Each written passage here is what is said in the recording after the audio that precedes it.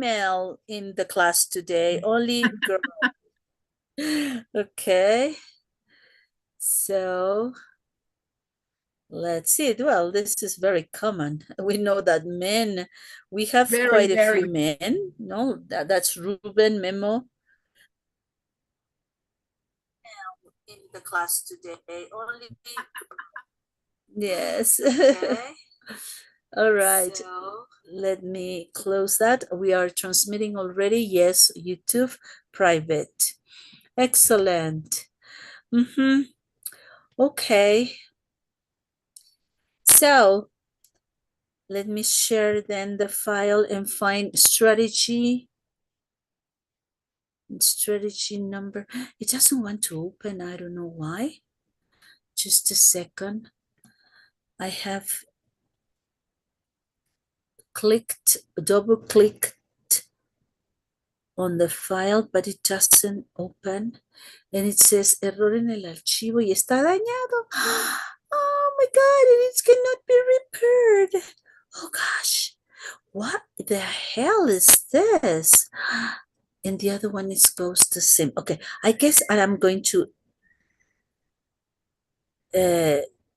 take the USB out.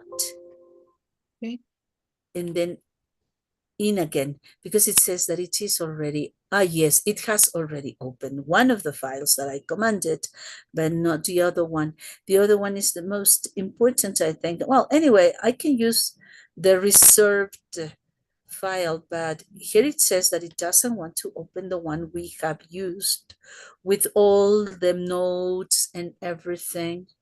No, it says that it is damaged. Then I'm going to open the other one, which is reserved. Yes, of course, we don't have anything there, but anything written from the background of the things we've done, but it will help, of course. All right. Something must have happened to my USB that got it damaged.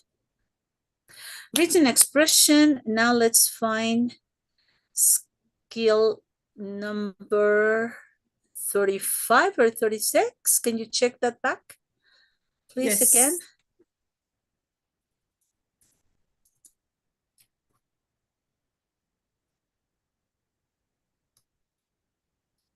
Can you listen to my voice well, in good symphony and everything? Yeah. Yeah. Oh, yes. Okay. Because I sometimes listen to some of your voices a little reverberating, but then it is probably my reception. Okay, this is 39. No, then we need to go backwards.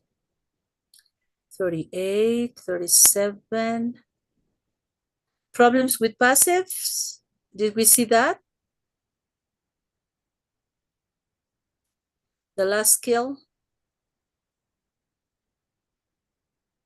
Oh, yes, I remember this one, which is like using the correct tenses.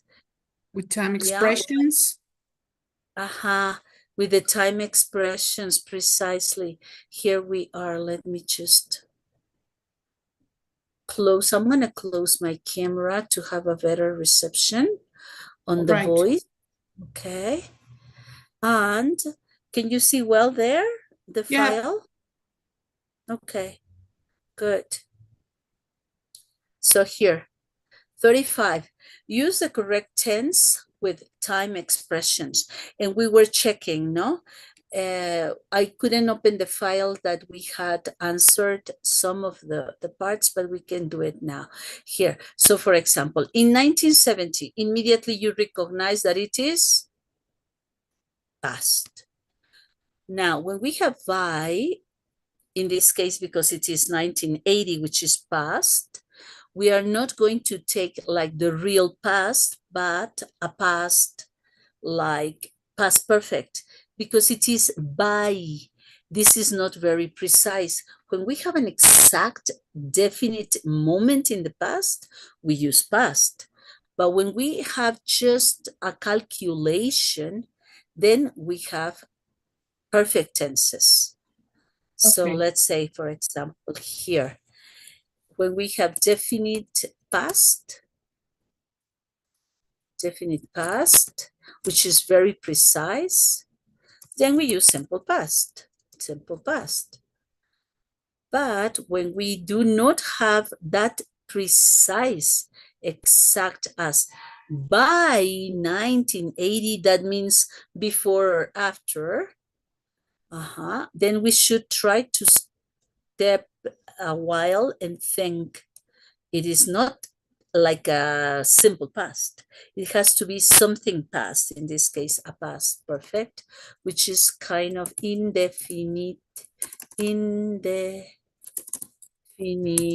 past, not very precise, past perfect.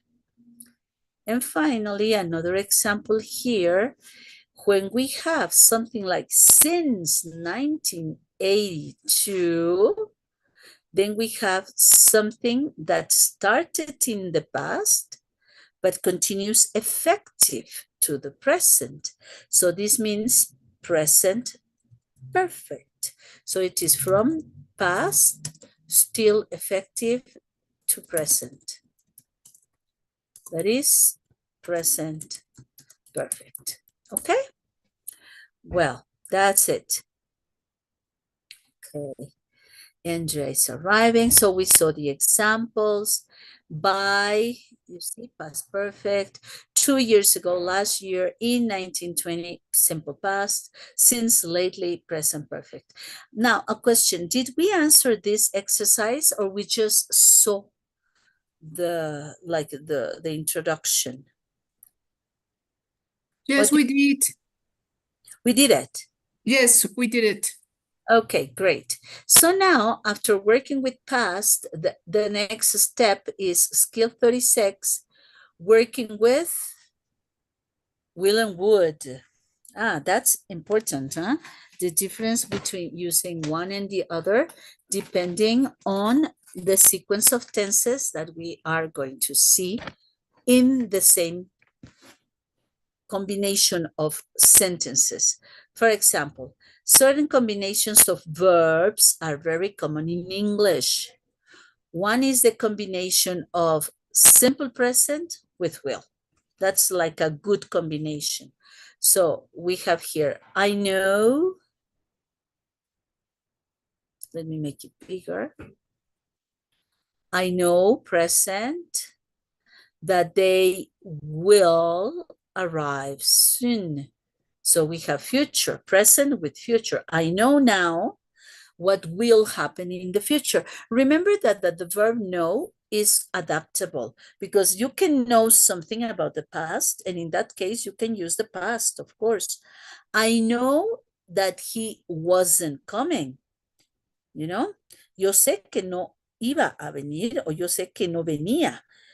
All right, so there are times in which certain combinations with present tense can not only be definitely for future.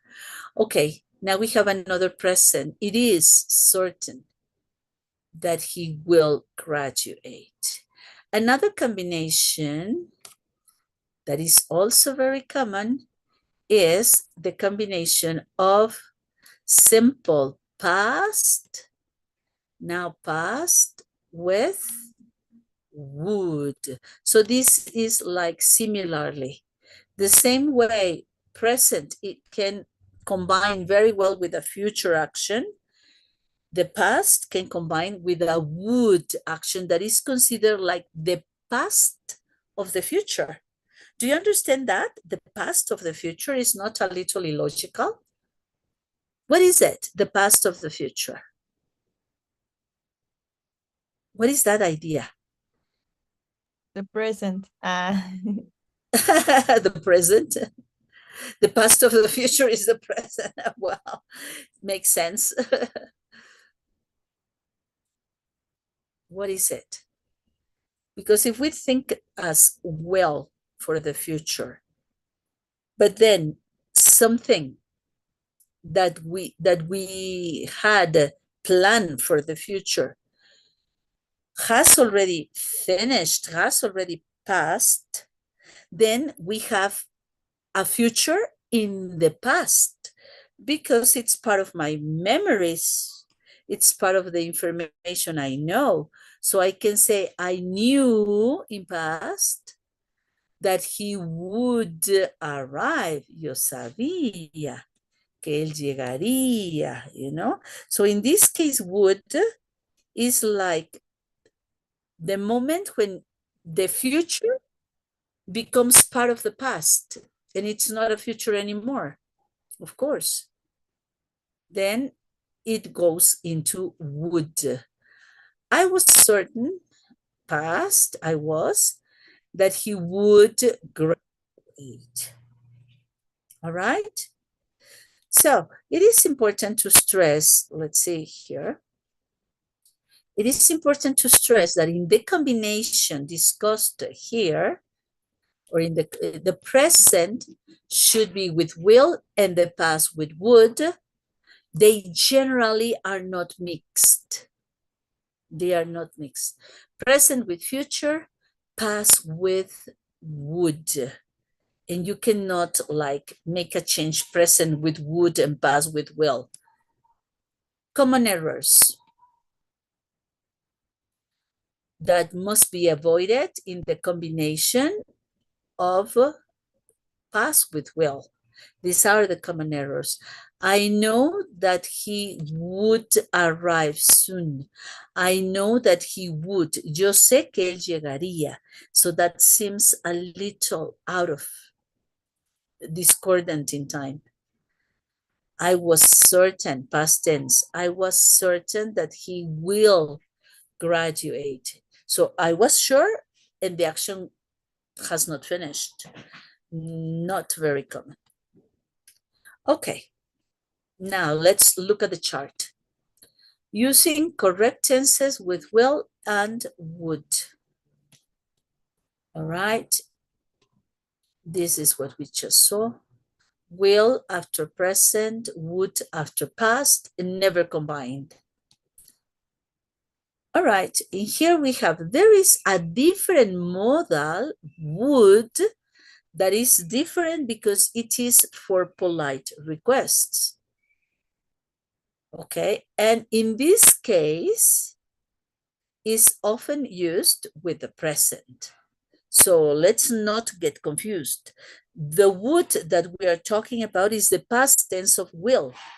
It's a will that overpassed the timeline and now it becomes to the past. But would like, it's a modal. It is not a tense. It is a modal, usually expressing a future idea. That's why it is often used with the present tense, because it goes to the future. Okay, let's see how you do it, okay? Will or would? Silence, and I'm gonna see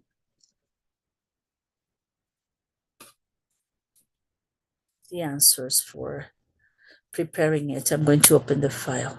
Oh, I think it has opened. Oh yes, it is in here. All right.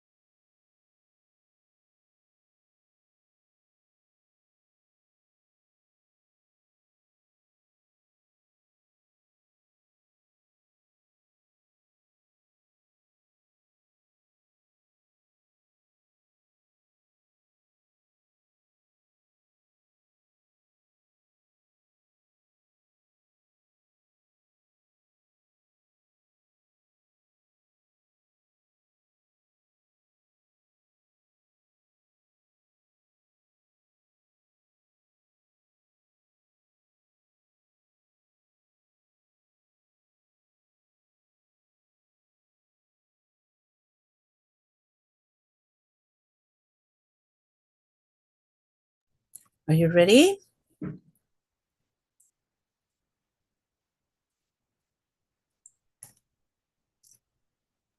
Yes, teacher. Thank you, Jenny.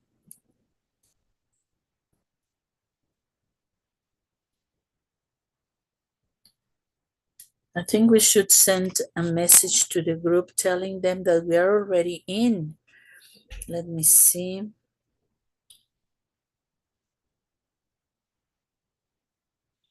You want me to send it? Oh, please. Thank you. Yes, dear. Okay. Thanks a lot. Tell them that we're already in. We've started.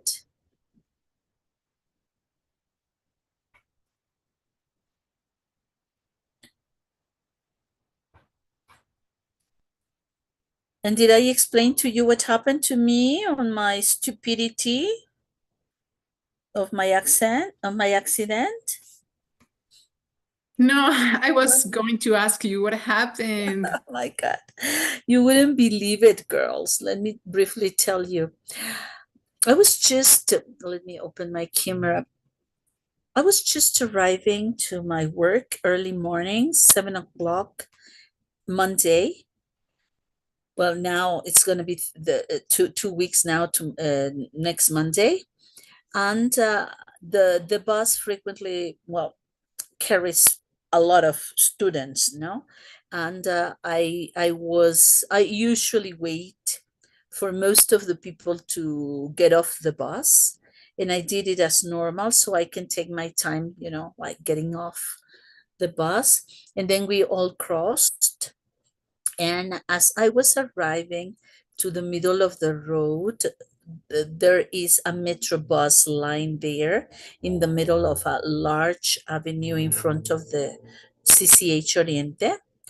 And at the moment, I was just walking, most of the people had already crossed, and I was right behind, walking slowly. I mean, there wasn't a reason for falling down.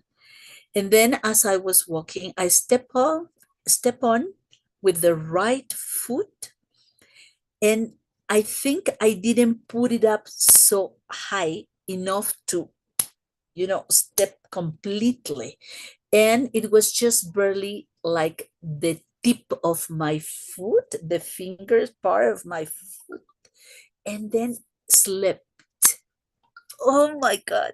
That kept me out of balance, and I went down on the other side of my body, because of course if I didn't have the right foot now fixed and it was flying in the air, the rest of the body, turned, and I fell on the side, hit my left foot on the sidewalk that I couldn't step on.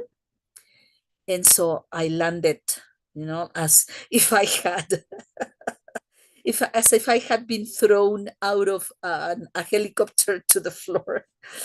Oh God, it was so surprising for me. I was in shock, but at the same time, I was ashamed. So I immediately collected some of my things that came out of my bag, and as I was on my knees, Oh at my the God, was it yeah. painful? Yeah, it was so painful because I scratched my knees and my hands, my fingers, Yeah. because I landed like on my knees, trying to keep my balance only on the left knee, not on the right. Because since I was, losing my balance on the left side, it was my left knee, the one that landed, and then both of my hands, tried to kept the weight of my body. And I immediately collected my things. Some of them had had come out of my bag, and I immediately, like composed myself. Everything is okay, don't worry. Yeah, no, nothing happened. But I didn't feel that it. I mean, I felt such a great pain, but on my knee and on my hands, because they started bleeding. And so that was like the feeling of the hot blood coming out. But were The you one able to walk? and I continued walking. Yes. And I stepped on my foot, on my left foot, Amazing, because difficulty, with some pain, with difficulty. But then some people asked me if I was okay, and I said, yeah, normal, thank you. And I continued walking, crossed the other side that I needed to cross, and then I crossed to the right side to enter my school entrance. And CCH facilities, UNAM facilities are very extensive. They are very, very extensive. So I walked all through till I arrived to my buildings, which is the last letter of the alphabet. My building is letter V, V. So I walked through all of it. And then I arrived there, and I noticed that my finger, this finger, look, still has some scratch, but it was bleeding. These two fingers were bleeding. So I decided to go immediately to the ladies, washed my blood away, but it continued bleeding. So I decided to go upstairs to find like a first aid kit. And then I found all the necessary material for making the healing. And I decided to lift up my pants on the left leg. That was the one that was giving me pain. Just a second, please.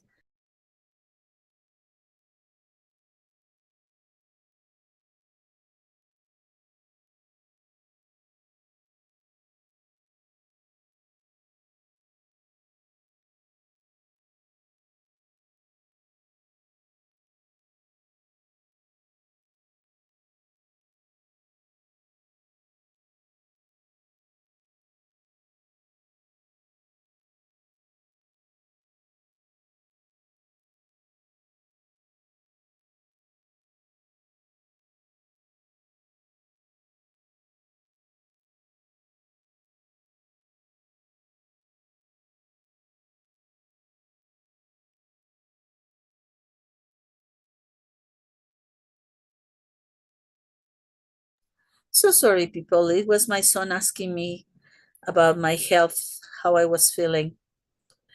Well, then I gave my class. I taught my first class at CCH. And then I realized that my leg, well, my foot, my left leg, was like getting sore, it was wounded. So I decided to go to the nursing section of the school, and I got a doctor check me, well, check my foot, and then he said, well, it looks like a fracture, but you should go and take an x-ray to confirm it. Well, that's what I did. I just left the school immediately because I was feeling the pain in my foot. And then I got the x-ray. Then I went to a able to doctor. walk? And I had to walk Why? out of the school, taking the taxi and everything. Well, I was lucky, because I was feeling pain, but not really like the broken bone that was like hurting me. It was like the sore of the foot that was like growing bigger. And that was like really making me feel, well, pain. But I honestly believed that I didn't have a great fall. It couldn't have been a fracture. So my idea was, okay, I'm going to take the x-ray plate just to discard this situation. But in my mind, I thought that it was just the sore food, and you know, the hit, the beat that I got. But no, then I realized that it A was fracture. broken, and I was walking, you know. That's amazing. Yeah, that's amazing.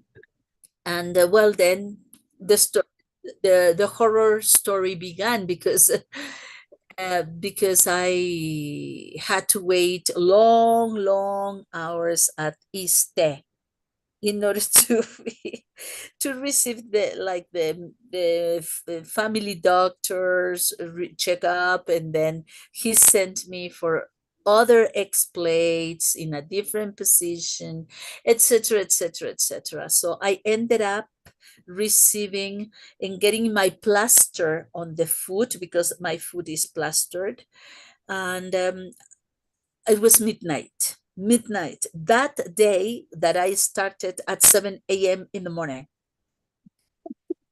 Oh God, it's frustrating. And the service that we have at hospitals, honestly, Awful. so bad. Yeah, That's awful. yeah, that's really awful. And you see a lot of people, of course, also having terrible accidents, coming and going. You know, it's a constant rush in the hospital. But honestly, we need a better service, definitely. More doctors, more spaces. They didn't even have a wheelchair for me. They didn't. All the day that I stayed there, my husband, next my son, were asking, Excuse me, can we take a wheelchair? Now it's been 2 hours. No, there isn't any. You'll have to come back later." And they were coming and going, and we never got like a wheelchair. So I was, like skipping, holding myself from my husband's shoulder or my son's shoulder, and stepping to arrive to the places that they were telling me to go.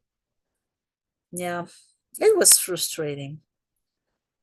Well, fortunately, after all, now I'm home, and I was lucky that you guys accepted me having the class online, and also the other group in the morning, because I also have another group in the morning before you.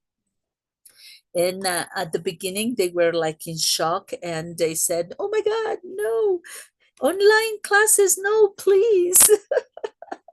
But they finally accepted. But they finally helped me. Yes, they supported me, and they accepted. So because they also had the situation that if they didn't accept, then they needed to have a new teacher. And this can represent, like, well, obviously, a change of in the style of working. Yeah.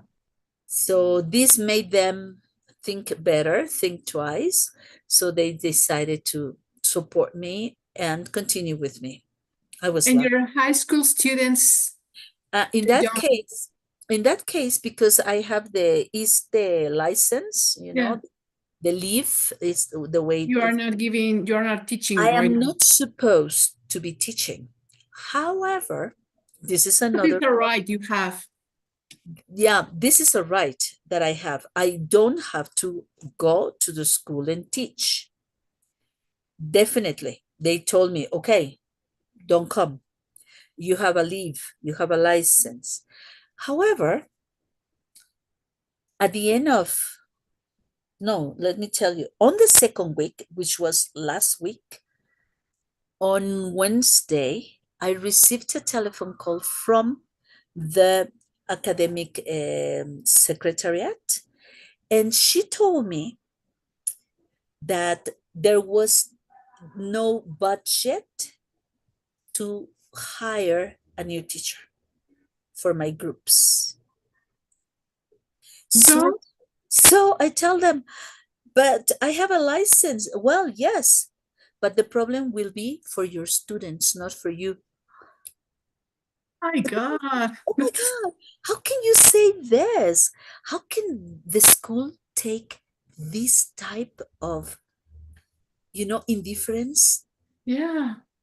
towards the groups that are in the middle of the semester and needing a teacher to finish the program and to present a final evaluation to credit the semester.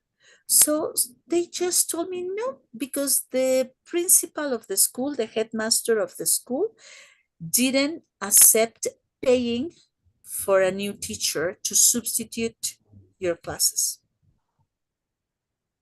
But that's not your responsibility. I mean, No, but you know what they said? So, Susie, please, we ask you to evaluate your students at the end and probably send them to take asesorías and to find extra classes somewhere else. And I said, no way. How am I going to do that? I'm going to tell my students, okay, no classes. You find, asesorías probably in the department, different hours. No. That was not responsible from the school at all, but I didn't want to be like them. And you know what I decided? I decided that I'm going to contact them and we are going to continue the course online. distance and online. Online and distance. One day online, one day distance. In order to support my students, because I don't want them to fail the course because of me and because of the school. That really makes me feel very disappointed. Do you remember that we talked about that, Jenny, the week before the previous class? We were talking, girls. I don't remember if some of you were there, but one day Jenny and I, over there in the class waiting for people to come, we started talking about this terrible system administration at UNAM that we have. It's really disappointing. It is. And now I am confirming it double. I knew it. But now I know it better. Yeah, because there's no support for you and there's no support for the students. I mean, and Yeah. it's not your responsibility. It's And additional to that, you know what they told me exactly last week on Wednesday? And by the way, Susie, you need to come and take this format and fill it in. And then you need to take the format to the clinic. And then you need to ask the clinic this and come back here and present. And then I said, oh my God. So you don't want to pay, not even me. Okay, you don't want to pay for the new teacher to substitute me because there is no budget. Okay, and now if I don't do all these paper processes, then you will not pay me either. Oh, that's fantastic. You know? not disappointed. Unbelievably. Almita, Yeah. Jenny, girls, Karen. I couldn't believe it. I couldn't believe it. This is UNAM. Medical. Yeah. Beautiful institution. And you know, I was, well, most of the teachers of university teachers, we complain a lot because they pay better at CEP in primary, secondary, preparatory than at UNAM. And then I said, okay. Who could believe that? Yeah, really. It's amazing for me to know really that. surprising. That's why I was telling Jenny girls that, for example, with this paper that you're going to get, the TOEFL paper after we finish our training, in case you want to take like the teacher's training at ENALT, which is Formación de Profesores y Culturas, you can do it with this paper on TOEFL if you overpass 500 points, I think. I think they are asking 500, 510, something like that. And you can participate in the placement test, like not in the placement test, like in the acceptance test to take the formation as English teachers, which is very good, by the way. And it takes only 1 year. And after that year, if you're accepted, of course, in the training, you take 2 semesters and then you get a diploma, which allows you to teach English in any level of university of UNAM. So Mm. with that paper, if you find a job vacancy, I don't know, in Facultad de Contaduría or in the medicine school of UNAM, wherever, or at CCH or preparatories, and you want to be English teachers, you will be able to do it. With that paper, you can get like a job as teachers. And what However, about that SEP? Does that paper, it's useful to apply to the SEP? oh, okay, sorry, I need to sneeze. Sorry. Yes, Salud. yes, thank you. Yes, of course, that paper is valuable because it opens the doors to job opportunities at all UNAM branches, at all UNAM schools, as long as they have a vacancy and you match, at the moment of the interview and you are accepted. But and SEP also receives it. However, additionally, they really want you to take like another test, which is especially for teaching strategies, which is called the TKT. It's called el Tecate, así le decimos. Tienes que tomarte el Tecate, which is the TKT course. And you can even take it alone on your own, just buying the book or finding exercises online and present the certification. But it is an international certification, the one that SEP is demanding nowadays. However, UNAM paper is recognized by SEP highly recognized. So it'll be very useful to have that paper of the UNAM paper, right? Yes, of course. I would say that it is like a background, Yeah. a professional background. Yes. And if you have a good level of English, that's the best way to keep your English active when you teach. Teaching Yes. English, you are using English all the time and you are learning together with your students. In fact, it is the best way to keep like the best level of English teaching, because you need to be prepared all the time for one level, for another level, for higher level, for basic courses, for advanced courses. So I think it's of great benefit. And it is only 1 year. It's not that long. And it is not very expensive in comparison to SEP's private certification centers. These centers that are like registered to SEP for certification acceptance, they are more expensive. But if you take, of course, the training, it is expensive. I don't know, sometimes 20,000, sometimes 30,000 training, just for the training.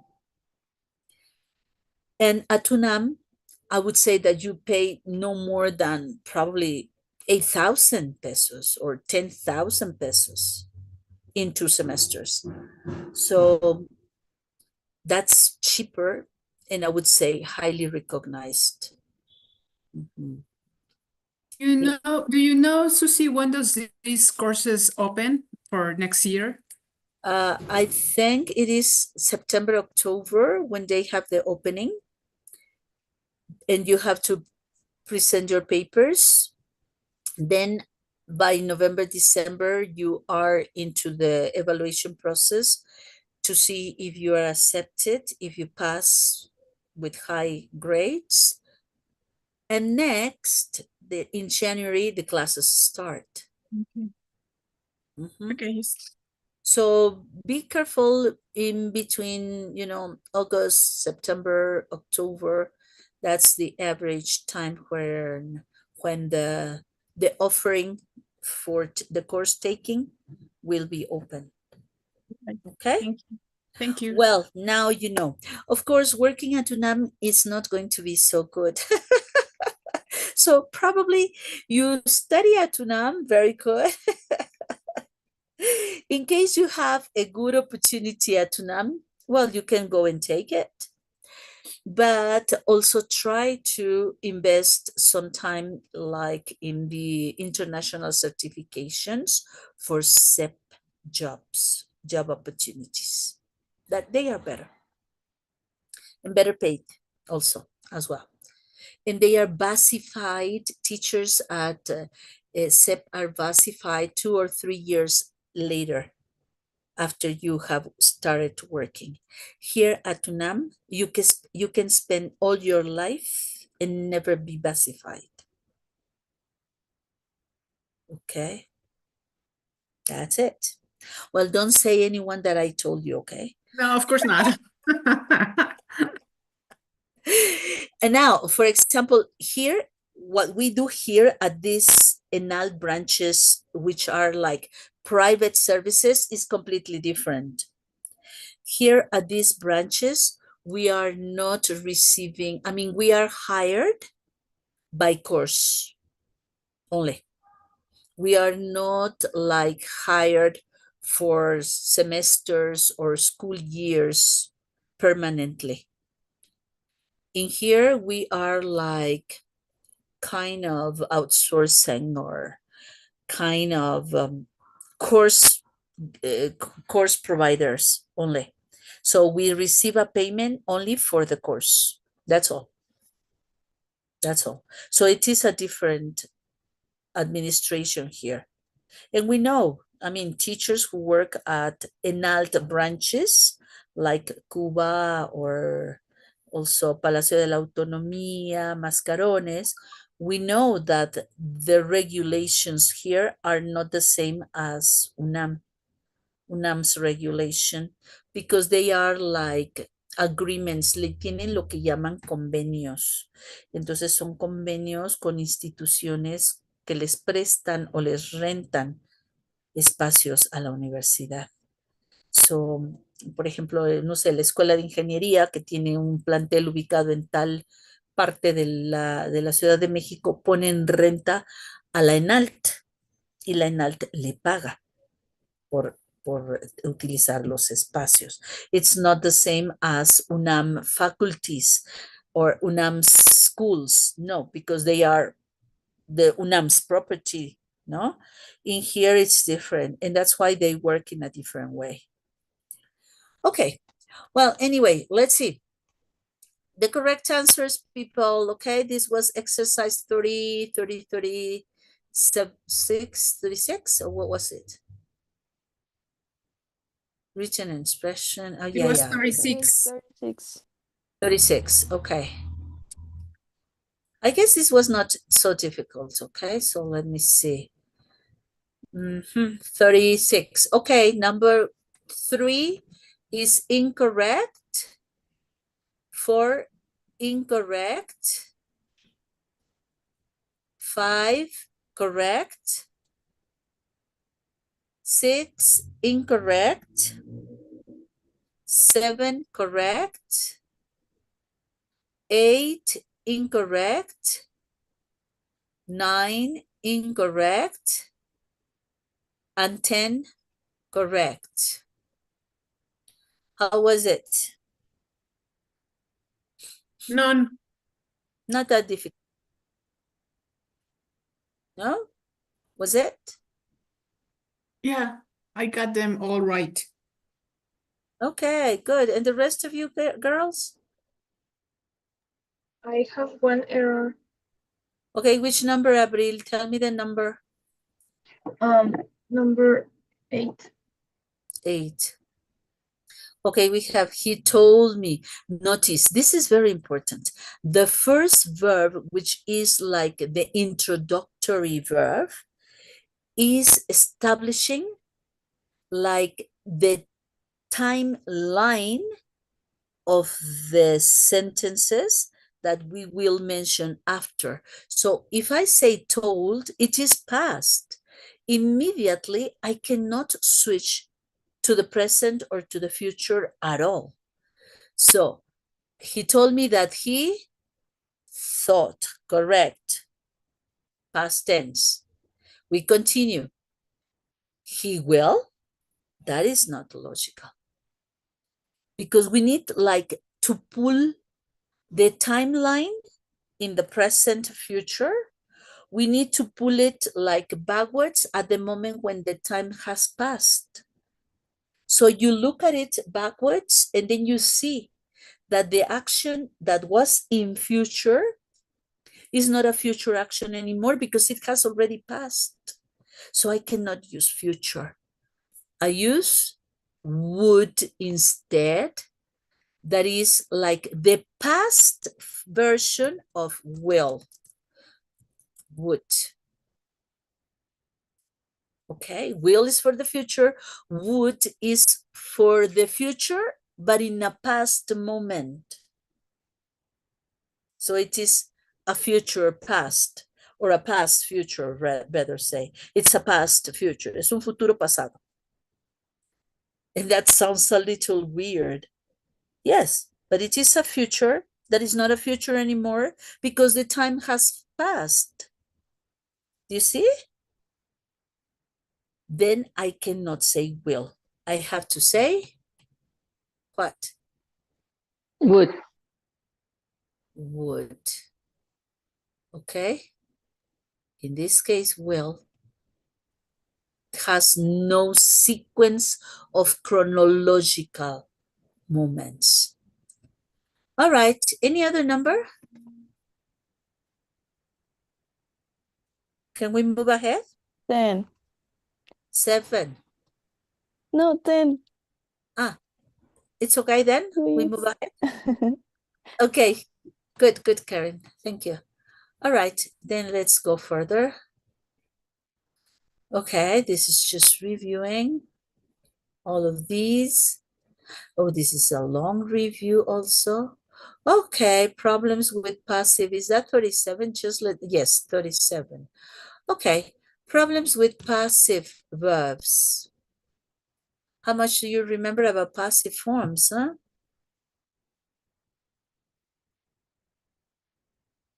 Yeah, is it okay? What do you remember about passive?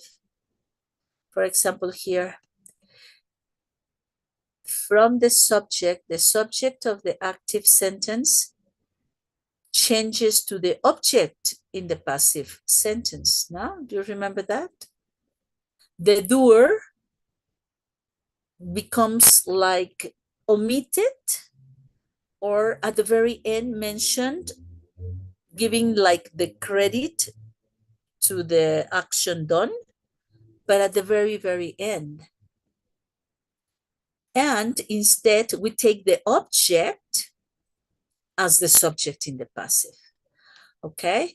Then another important thing is the verb.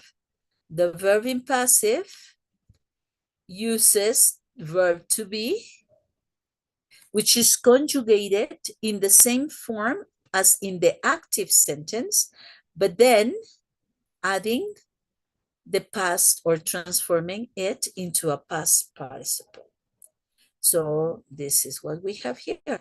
Margaret is the subject. This is active. Margaret wrote the letter. So this is active. Now, to make it passive, I am going to invert. I'm going to take the object to the subject, but I will also have to include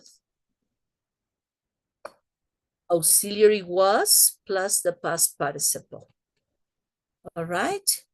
And we can give the credit. Of course, at the end, we can say by, just to give a credit to the object, now object, that was originally the subject.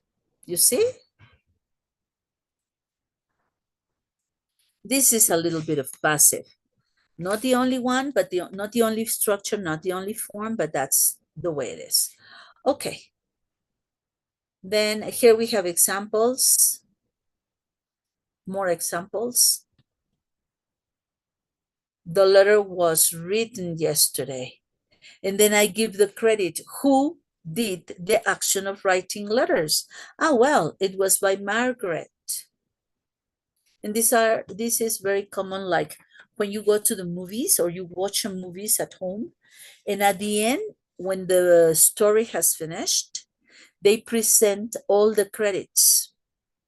Well, that is passive voice, the way they present it, because they say like screen by, no, or makeup or costume designed by, and so they are only mentioning the passive voice with by to give credit. Now, it is not like always we need to have the by. Sometimes it can be omitted, so there's no necessity to repeat it. Okay, now here we have a note. Exercise to practice active versus passive forms can be found in the appendix. And if you want to complete these exercises before you begin skill 37. Okay. Well, we are already in skill 37. We are not going to take any other exercises. Let's begin with the first part, okay? Use the correct form of the passive. For example, here, do you notice the difference between these two? What's the difference?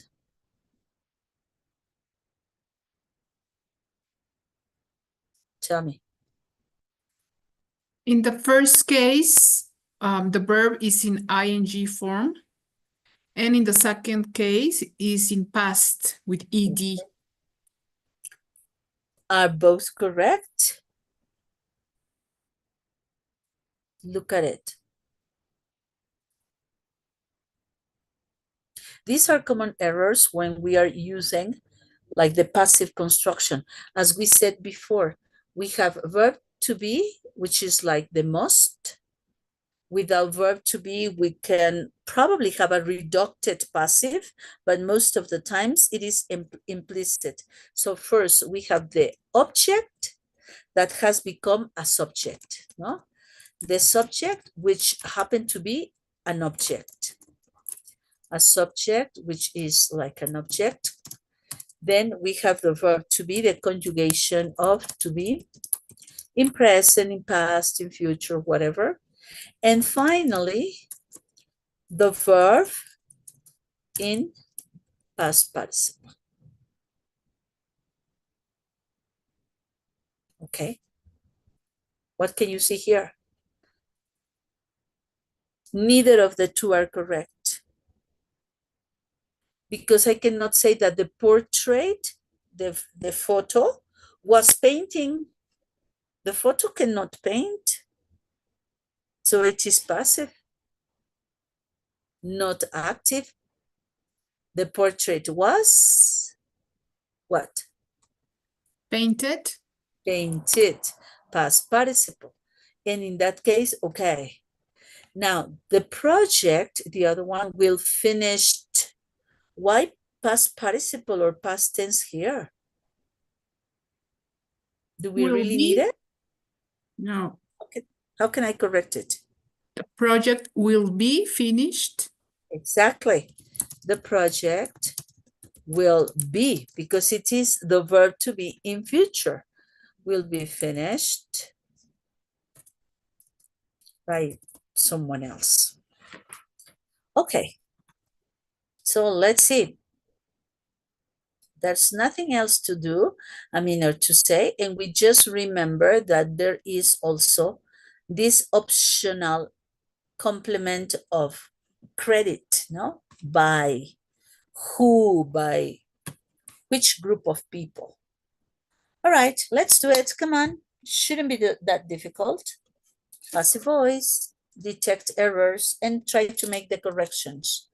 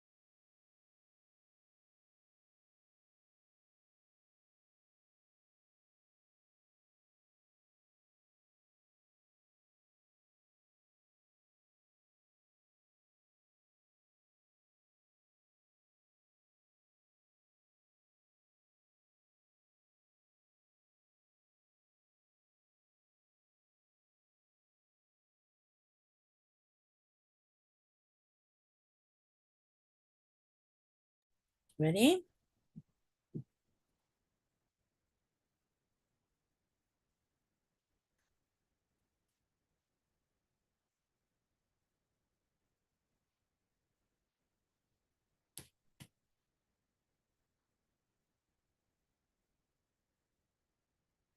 What you doing? Aren't you done I'm yet? finished. Okay, thanks, Bear. Finished. Good. I'm finished too. Okay, thanks. How did you feel it? A little difficult by the verb forms, for example, or you felt familiarized? Just a little difficult. A little difficult. A little difficult.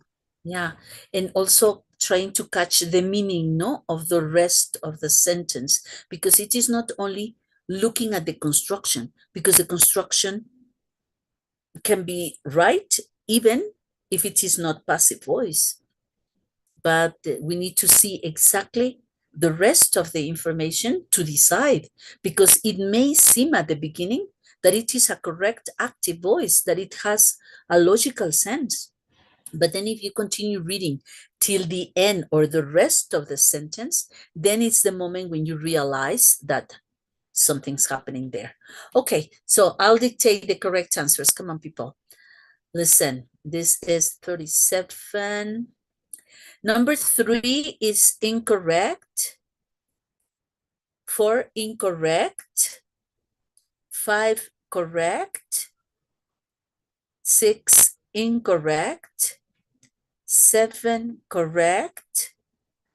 8 correct. 9 incorrect. And number 10 correct.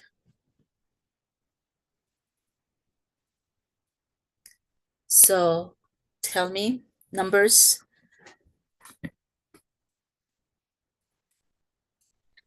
One. Number 1, had a problem here. No, one error, but I would like to see the number Okay. 8. Number 8, okay. Someone else? Number 6, please.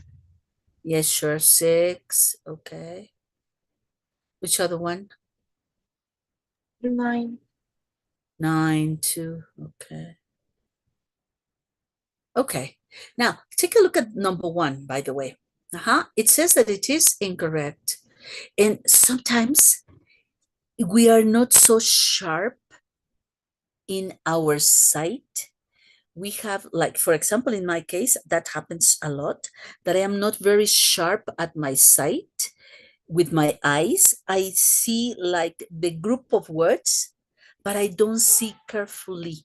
And for example, where is the error here? I was saying had, okay, past perfect, been stung, and then I say yes.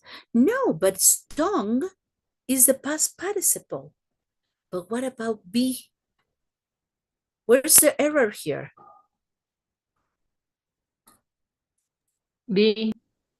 Yes, had been. But because we have never in the middle, many times this is tricky because it pushes the rest of the words ahead. And so you are having like a distance between the conjugation, which is originally together, you know? So had been, of course, I can include or I cannot include never, but the real fact is that I need present perfect, past perfect, perfect tenses with past participle.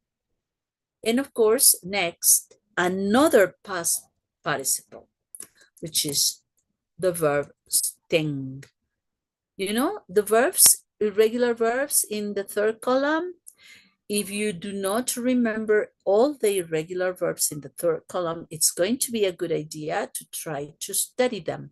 Which is the verb? This stung is coming from which verb? What is the verb? In present. To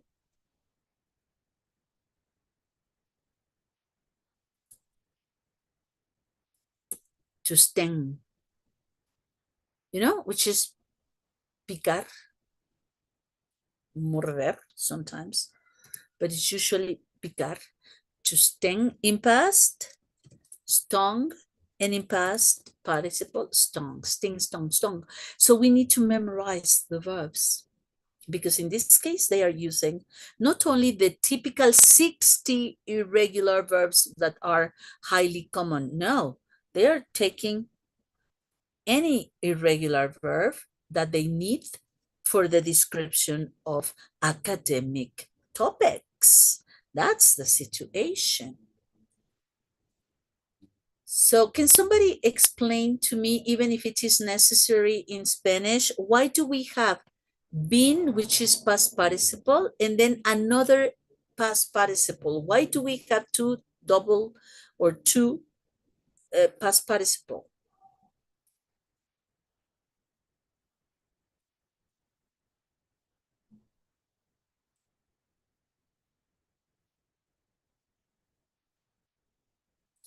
Here we have like a chain of structure, no?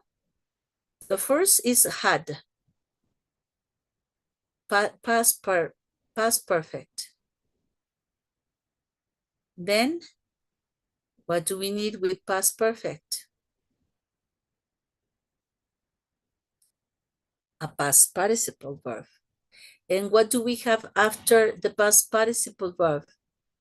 Okay, I can have, just a second, another past participle. No, it doesn't allow me.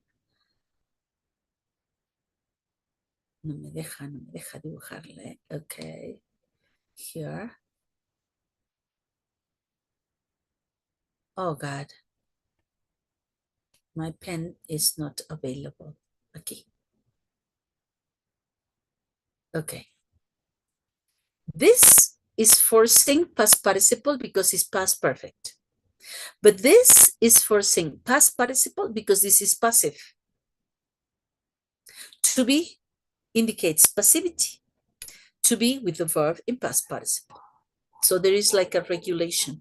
The first one governs the second one, and the second one defines the form of the third. And if there is a fourth, we have that like interweaving, interconnected structure. I am wiring it. Estoy haciendo un enmadejado, ¿no? Porque el primero me gobierna al segundo y el segundo me gobierna al tercero, y si hubiera un cuarto también, el tercero gobernaría el cuarto. So it's interweaving. Okay. Is this clear? Yep. Yes. Okay. Now, so the error here, right here, past participle, because we have past perfect. This part was correct. Esta parte estaba bien, because this is passive. El niño nunca había sido picado por una abeja. Había sido, del verbo ser, past participle, been. Okay, how about number 6? Who's going to read number 6? Who proposed it? Come on, read. Me. Yeah, it says the song has been playing over and over again by Steve. Now, what do you notice? That it has been playing instead of has been played. Exactly. But Okay. at the beginning, it sounds well. Yeah. The song has been playing. Yes, because it's a way of having this personification, no? That the song can play. That I don't need a musician to play the song, or I don't need like a device to play the song, that the song can do it itself. Okay, it's possible. The song has been playing. La canción ha estado sonando. Oh, yeah, it sounds fine. But this is active. Because how do we know that this is active voice? Because we have present perfect has been, and then ing, which is continuous. So it is a present perfect continuous. Yeah. Talking about an action that is happening or that was happening in a moment, in a specific moment in time. Present perfect continuous. But if you continue reading, what do you see, Fer? That it says by Steve. Exactly. And that's automatically pushing you down, pushing back everything that you thought it was correct. Because we have a doer. And if we have a, then it is not active. The song cannot be activating the verb playing because the one that is playing is Steve. Mhm. And how do we Okay. correct it? The The song song has been played. has been played. Of course, ha sido tocada. ¿Por quién? Pues por By Steve, Okay. over and over again. Passive.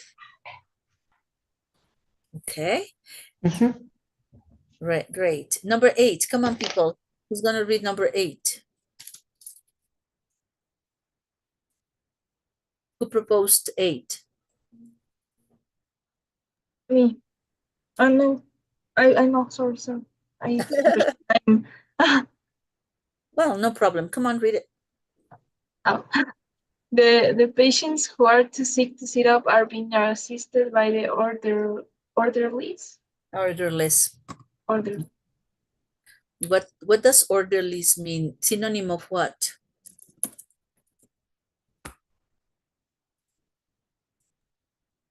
It sounds like the older people. Although what? The older people. I don't know. What Sounds is like what? like the older people, like the elderly people. Elderlies, yes, but no. You're right. It is very close to the sound and spelling of elderlies, but this is all orderlies. It's Any like idea, Andrea? it's like an assistant. Yes, in the medical area. So what it used to be a nurse, because now nurses are professional people too. But in the past, or when we have these people who didn't take like the university studies and only took like assistant courses, then they are orderlies. They are like assistants to doctors, kind of nurses in the past. Yes, okay. So come on, let's analyze it. Where's the error, or is it correct? Yes, it is correct. And I had I was confused in 2 to 6. I thought that it was took, but not. That's my error. A side problem, Almita, as I was telling you, this means that we need to open and close your eyes quickly, Almita, to see. Yeah, I need to open my eyes. Como cuando se te empieza a nublar la vista y como que aprietas los ojos y sacudes la cabeza, ¿no? A ver, quiero ver bien. Like an eagle eyes. Yeah.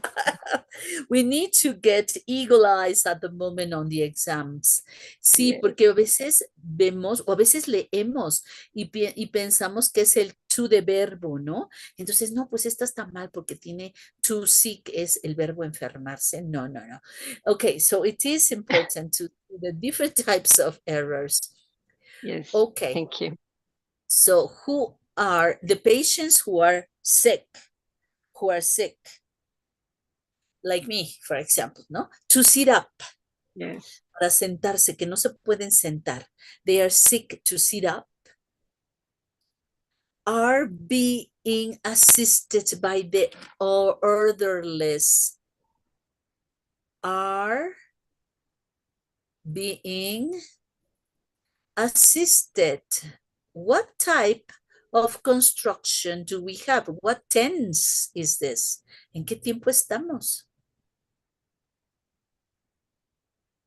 Are being assisted. Past first- participle. Past Yes. participle. But that's the end. At the beginning, what do we have? Who are is present. Are Mhm. being assisted. So are is present. Present, and then what do we have next? ¿Qué le sigue? Fíjense, eso es lo que yo insisto mucho. Hay que tener esa agudeza visual para poder hacer esa relación de concatenación. They are like interwoven, you know, like are present, being is verb to be with ing, then it means continuous. Es un presente continuo. But then assisted and with a V before. Then we have passive.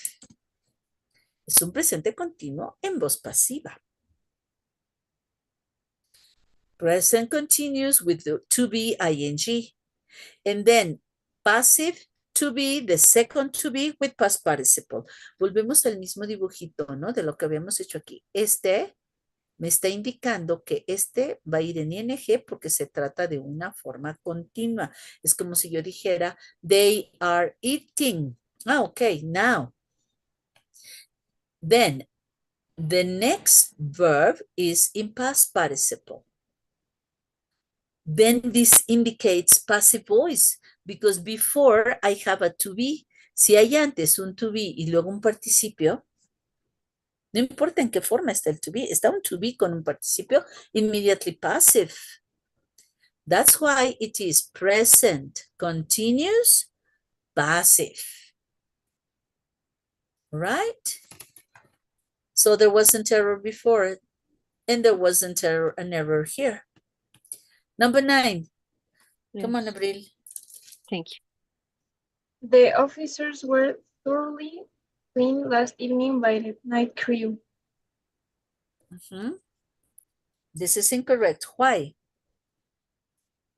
Because cleaned and past had to be in past. Yes.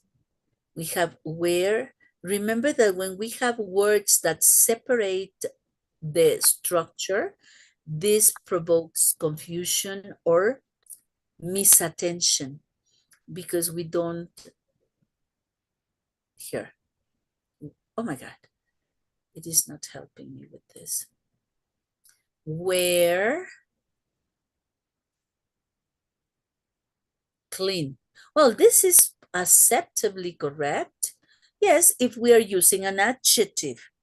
But this is not an adjective. I'm not saying that the officers were clean, not dirty. I'm saying that the officers were cleaned completely by the night crew. And I have a doer by the night crew. If I have a doer, then I need passive voice. To be plus what?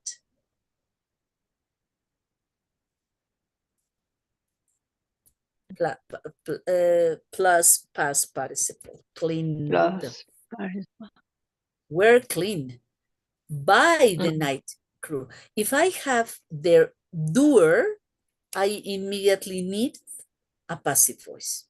Si hay una persona que lo hace o un grupo de personas que lo hacen, esto entonces es voz pasiva. ¿Ok? Okay.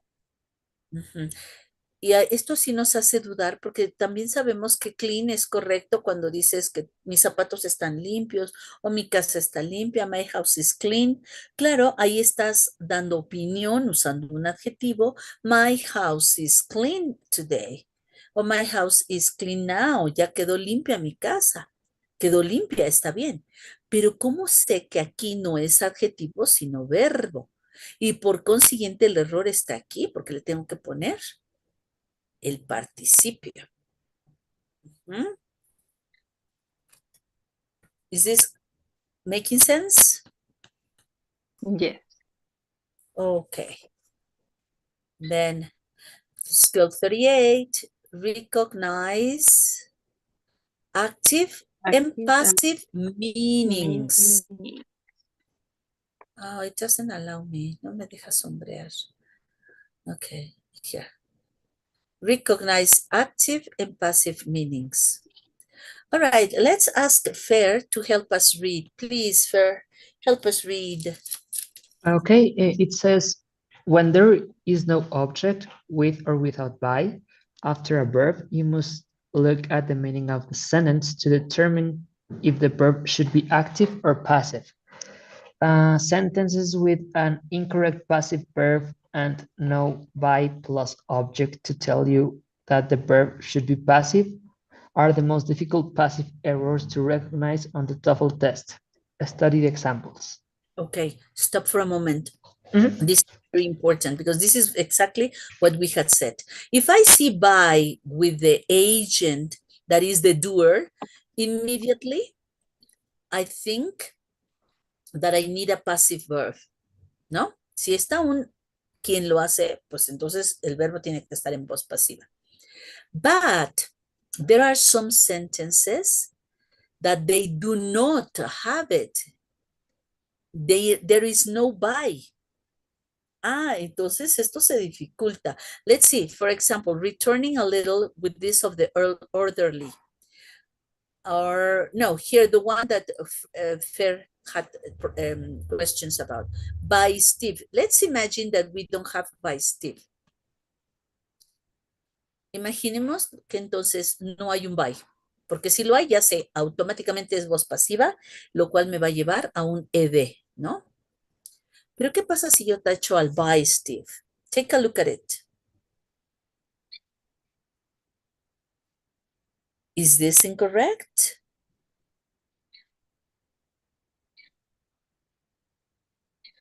No, because it doesn't have an author, just have is Exactly. talking about the song. That song So has been playing over and over again. yeah, probably, I don't know, somebody In, left in, the radio on, no? Or by mistake, the or in a song bar or in bar, yes, or in a bar that they are playing, and the song has Mhm. been playing over and over again. That's Mhm. correct then. In this case, it's not passive. It can be active, or it can be both. Mhm. Tenga o no Mhm. tenga el by. Digo, si lo tienes como que me ayudan porque me dan la marca de la forma pasiva y entonces yo tengo ya nada más que preocuparme por ubicar al verbo para ver que venga en ed, porque ya me lo dieron con el by. Pero si no me dan el by, puede ser cualquiera de las dos, ¿eh? Tanto puede ser pasiva como puede ser activa. Okay? So this is the mention that they are doing here. Esto es lo que nos están mencionando aquí. Dice, sentences with an incorrect passive and no by object, o sea, no traen el by y pueden estar incorrectas. Tell you that the verb should be passive are the most difficult passive errors to recognize. Y aquí es donde más fallan en reconocer. Okay, continue reading, please, Fer. Let's look at the examples one by one. Okay, the first example is we mailed the package at the post office. Mhm. And the second one is the letter was mailed by us today before noon. The next one is the letter was mailed today before noon. And the last one is the letter mailed today before noon. Okay, so we have different options. For example, in number one, the first example, we mailed is active voice. ¿Cómo sé que es voz activa?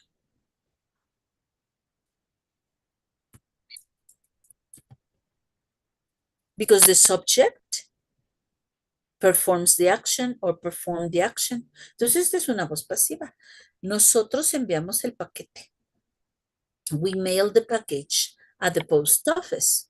Okay, the subject is doing the action. Active voice, no problem. Now, B or second example and second and third. What happens? The letter was mailed By us today By before us. noon. or automatically by us. Ya sabes que ya hay un sujeto, entonces es voz pasiva. Hay un sujeto al final. And in the other one, ¿cómo sabes aquí que sigue siendo voz pasiva si no trae el by? How do you know that? It like a reduced form. Yes, economy rather than reduced, it's an economical form Economical because form. I am economizing the doer. Me ahorro decir quién. But it is still because of the context. Aquí, por eso es, el problema aquí es significados.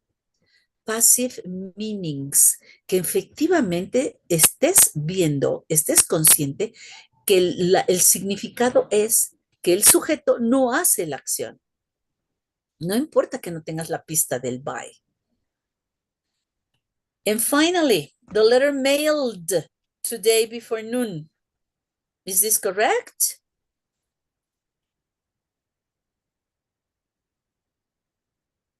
Yes. Nope. The letter mailed. La carta envió. O sea, la carta hizo la acción. No, No, it's incorrect. it is incorrect. If I have the letter in front of the verb mail, it is not possible to do the action. The subject is not able to do the action because it's obvious, no? I mean, the letter is an object, a paper, a piece of paper. This is incorrect. Okay, well, let's see. So recognizing, no, as a conclusion, what we need to see here is how the active insists on the subject who is or who does the action of the verb. That is active voice. El sujeto hace la acción. Okay. Then passive, the subject receives the action of the verb. That is the meaning that we need to process in our mind. Okay, let's do exercise 38, see how it goes, okay? 38, let's do it.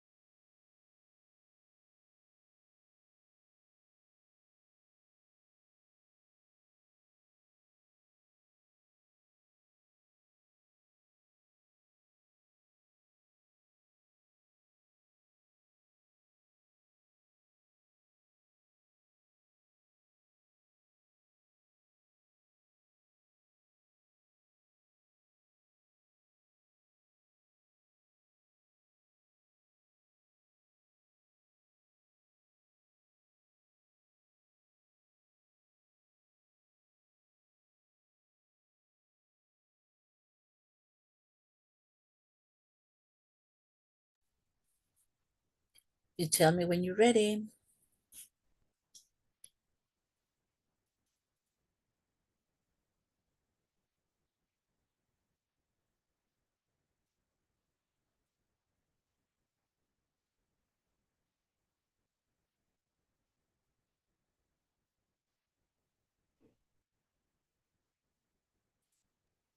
Done. Okay, good. Done too. All right, great. I'm done. Fantastic. Okay, most of you, right? So let's dictate the correct answers. Come on. 38. This is 38 over here. And number 3, incorrect. 4, correct. And all the rest, incorrect. From 5 to 10. They are all incorrect. Yeah? Did you notice that? 5, 6, 7, 8, 9, and 10 are all incorrect. Now the meaning here, we don't have the tip of by. None of them have a by helping us because it's very obvious. If we have the by, evidently passive voice, but we don't have it here. Therefore, it is only the meaning of the idea, the one that will stand for the passive voice or the active voice. Where is the key? The key will always be the key to know if it is active or passive is, what do you say? There is one important key. The subject. The subject. Yes, my dear. The subject. The subject has to be actively doing the action, or, I mean, in that case is active, or the subject is passively receiving the action. And that's what makes the difference. This is something that we have insisted. It depends on the subject that I have before the verb. If the subject has the capacity to perform the action in the verb, most of the times it's going to be an active voice. But if the subject does not logically have the capacity to perform the action, then it is passive. I remember once I told you a sentence, something like, the little boy, for example, the little boy, okay, and then I have the verb give money to buy some ice cream, for example. You tell me.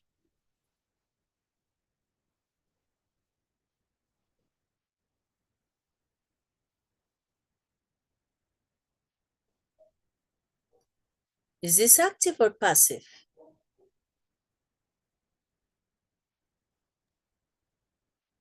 It's passive. The little boy was given. Yes. Es give the money, es dar dinero, o sea, que yo te regale algo de dinero. No es ir a darle el dinero al del vendedor de los helados, no, porque ahí sería pagar. Ahí no le va a dar dinero. ¿Quién le regala el dinero? ¿El niño regala el dinero para comprar el helado?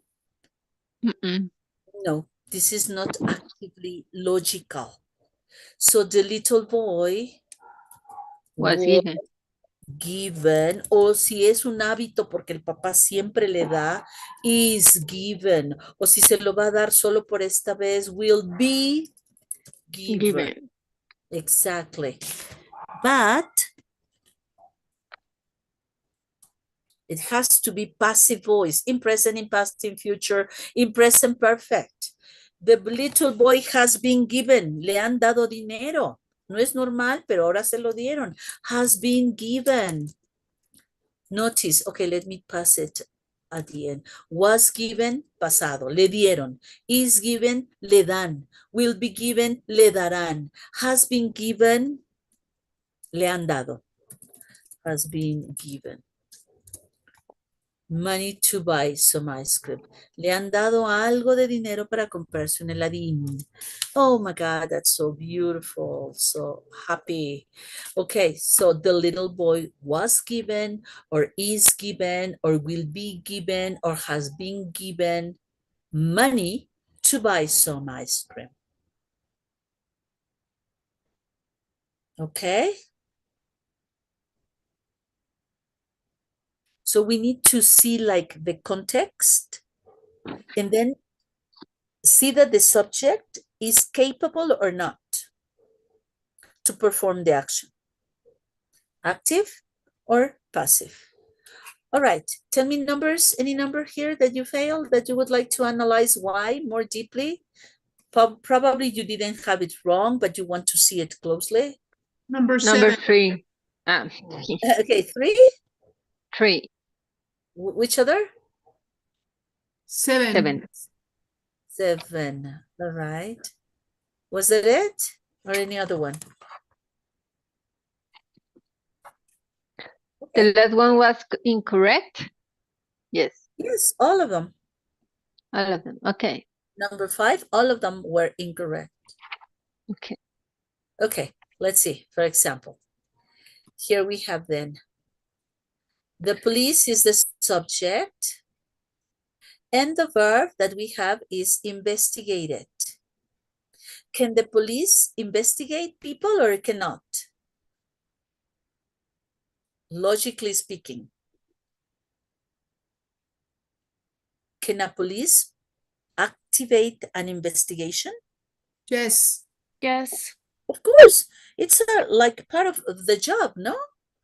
Not only catching the criminals, but also checking before catching if they are really making, producing crime, no?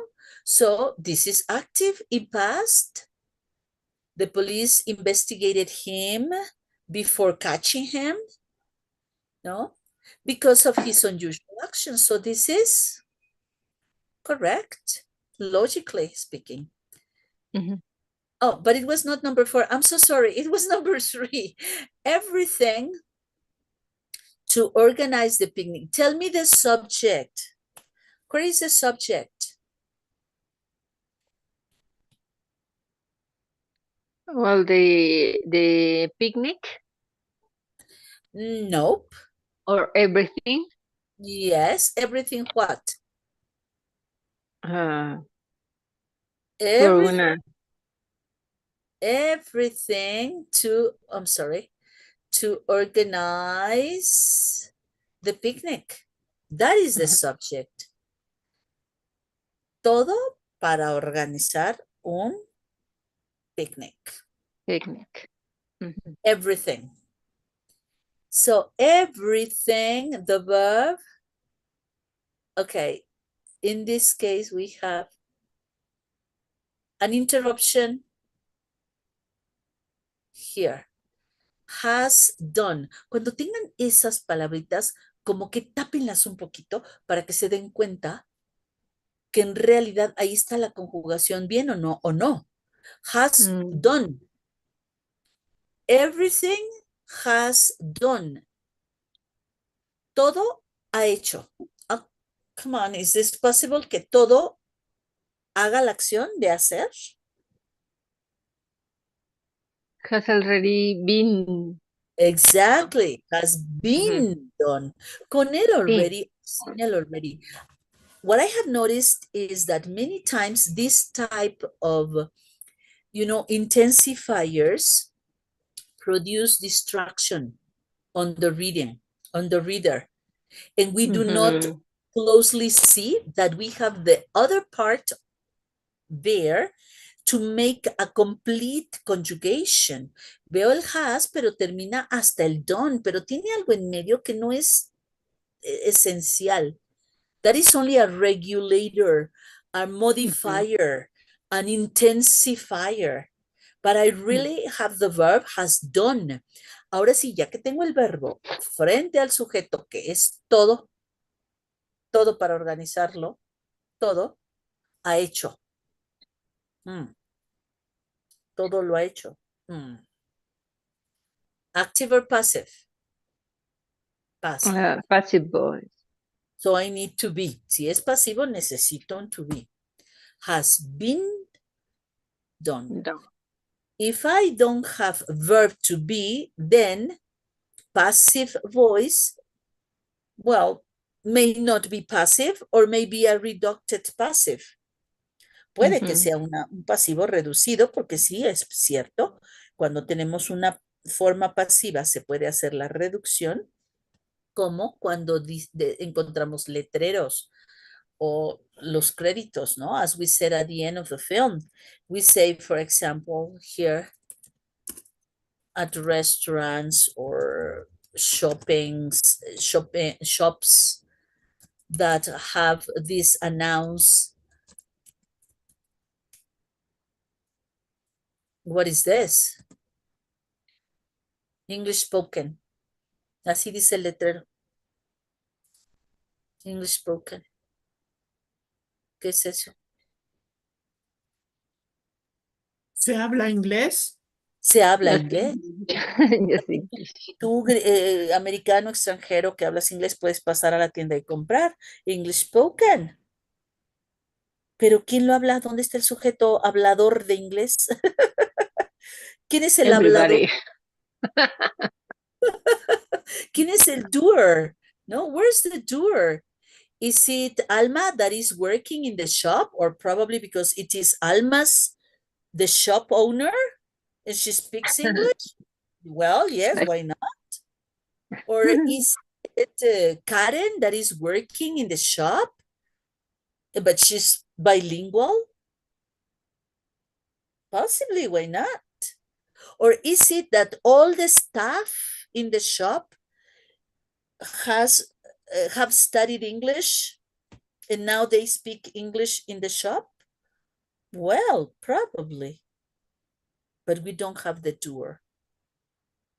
So this is a passive voice reducted. ¿Sí se dan cuenta? Y esto creo que si no lo habíamos visto, viene muy pronto. Ok. ¿Cuál sería la forma completa? Para verificar que sea una forma reducida. Tell me, how can I make it complete? English.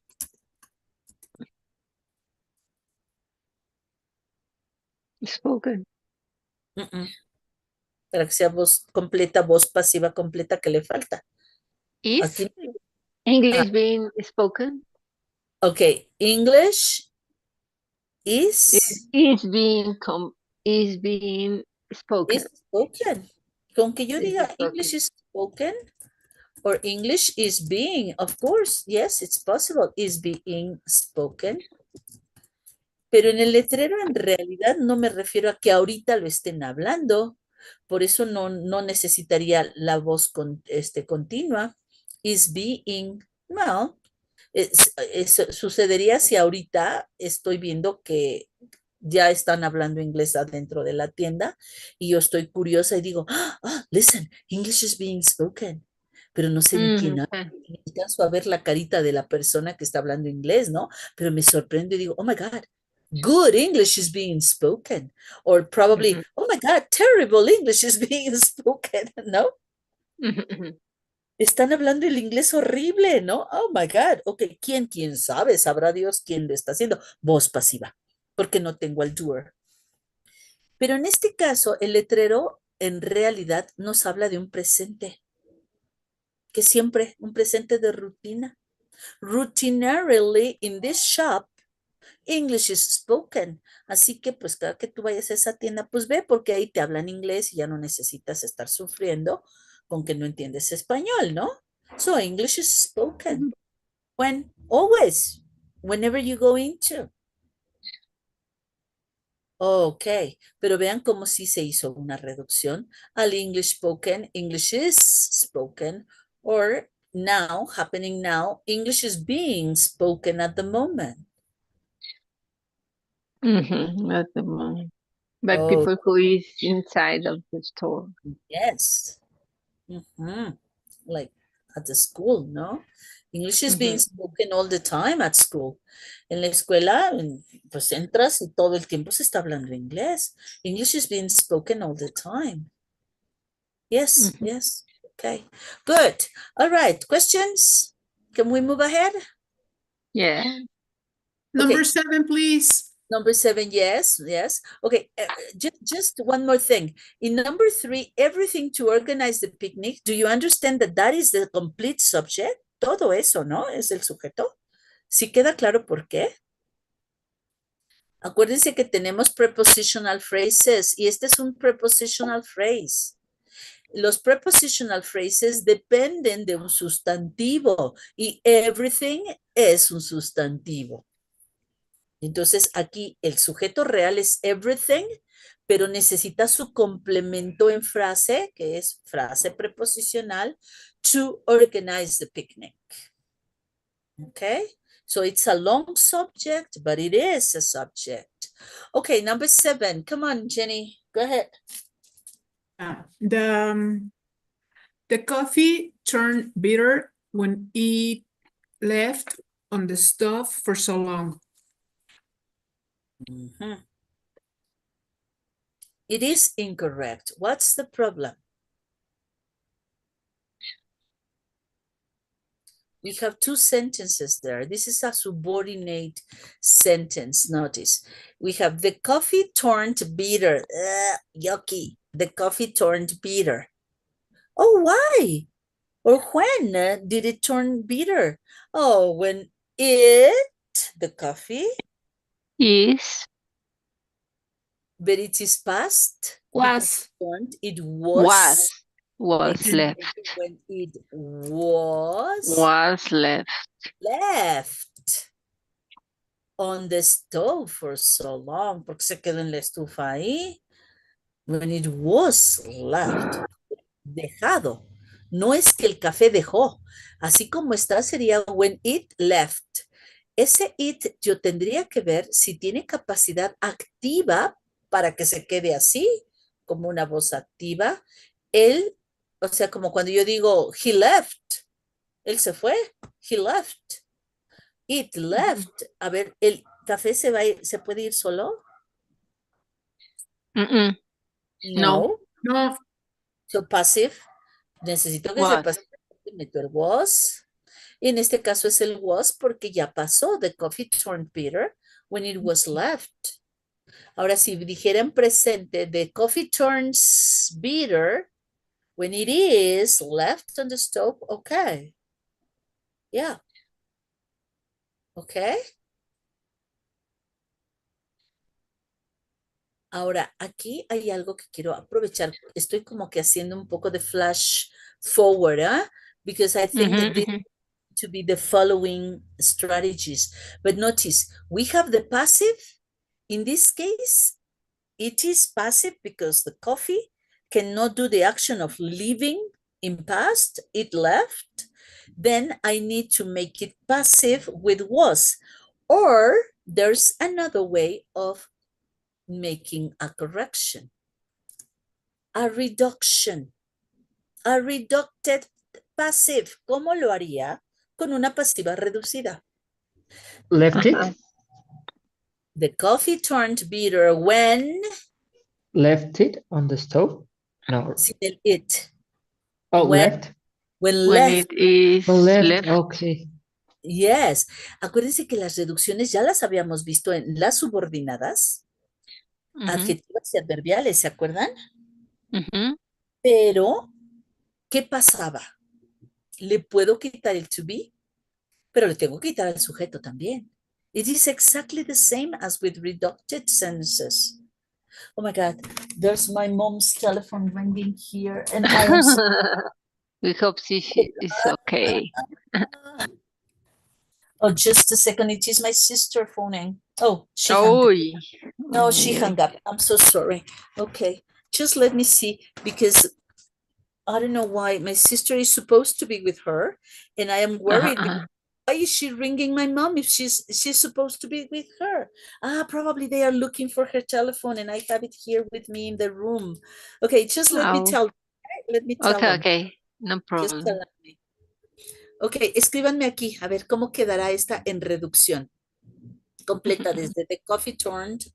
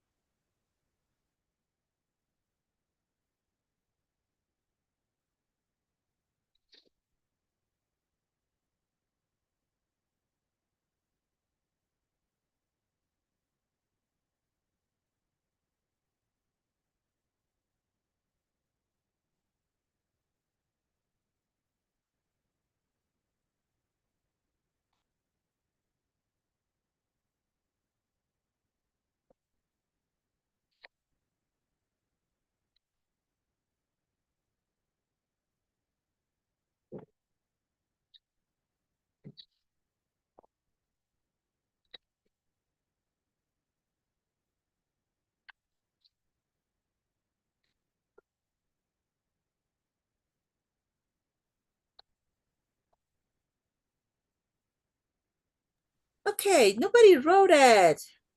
Hey, what's No, how? We don't know ¿Cómo how. queda reducida? A ver, díganme, cuéntenme. Okay. Vamos a ponerla completa, ¿ok? So you will see it. A ver, esta misma. Ok, vamos Number a... 7. Yes, number 7. The coffee Turn bitter when it was se amargó. Fíjese cómo aquí el coffee frente al left. amargarse si es solo, lo hace el sodo. O sea, nadie va y dice, a ver, voy a amargar el café a propósito, ¿no? O sea, no, el café por su propia descomposición, digamos, orgánica, ¿no? Se descompuso, se amarga. Ok, aquí fíjense el coffee in front of the verb turn bitter, hacerse amargo, está correctamente activo. Esta es una voz activa. El café se amarga o el café se amargó. Pues solo. Nadie vino así como que intencionalmente a provocar la acción. Entonces el mismo sujeto es el que provoca su propia acción. Es voz activa. Pero luego viene el conector. When it was left, porque el mismo coffee no puede dejarse encima de la estufa. Él solo dice, a ver, yo me quedo aquí. No, alguien tuvo que haberlo dejado en la estufa. Entonces es voz pasiva. When it was left, bla, bla, bla, on the stove, ¿no? Ahora, ahí ya está completa. Es una voz pasiva ya completa, normal. ¿Ok? ¿Cómo la reduzco?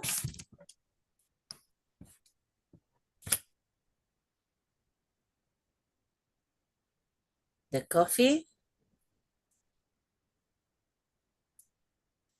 The coffee turned bitter when left on the stove for so long. Exactly. When left on the stove for so long. ¿Qué pasó? Pues sería, hagan de cuenta, si vemos esta que está aquí, pues sería quitarle el it nada más a esta. Le quitamos el it y ya queda reducida, porque ya le quitaron el was para provocar el error, ¿no? Precisely that's the error. When it was left, pues ya no le pusieron el was, lo dejaron como voz activa, pero si yo le quito el it, ya la hice otra vez. Pasiva correcta, pero reducida. When left on the stove for so long. Cuando se dejó tanto tiempo en la estufa. Got it? Okay. Okay, very interesting this part. Oh, I'm sorry. Yes, it is. Yes, right. I did something here. I did something wrong on the spelling of coffee. Okay, good. Now, let me reduce it. Pass it here. All right. How about number 10?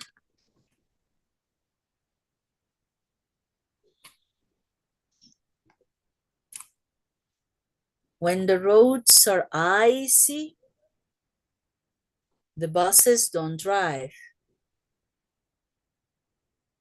Ok, tengo otra vez una oración con subordinada, ¿no?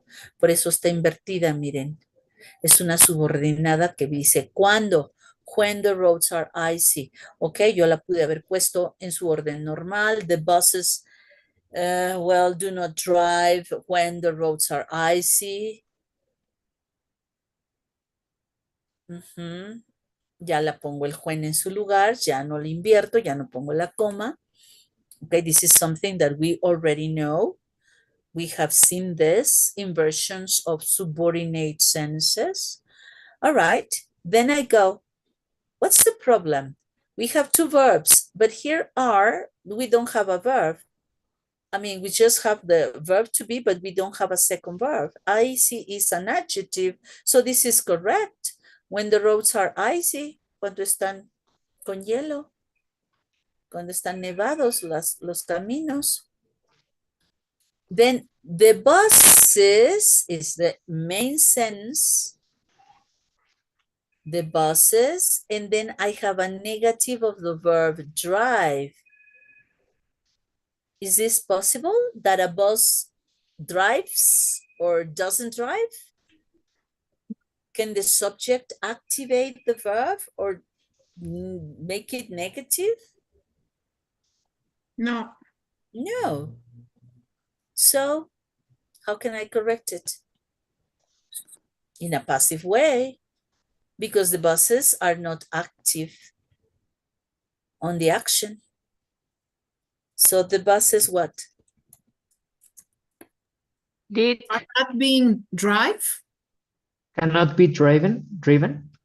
yeah. Okay, again, when the roads are icy, the buses. Cannot be driven. Okay, pero me estás agregando un can that doesn't exist. Are not. didn't drive. It's the same. Past tense. Are not driving. Exactly, are not driven. Driven, sorry. Driven, are not driven. Why are? Because it's passive. I need the verb to be. And then negative, are not or aren't. And then the verb in past participle, it's passive because the buses cannot do the action of driving. Literally. Probably modern buses, if they have the automatic pilot, well, yeah, they are possibly to do the action themselves. But normally we say that they don't drive. There is a driver, there is a person driving the bus. So this is passive. I don't have the doer. So as a passive, I just need the present. Do not is telling me present. But the present of passive voice is verb to be in present. Acuérdense que la voz pasiva se regula por el verbo to be en la conjugación del tiempo. Aquí aparece el do not, claro, porque aquí no es voz pasiva. Bueno, me la pusieron como no, como voz activa. Pero ahora yo la tengo que corregir. El do not no tiene cabida. Ni el didn't, ni el won't. Lo que necesito es primero el to be. Y el to be no necesita auxiliares, él solito adjunta la negación. The buses are not driven.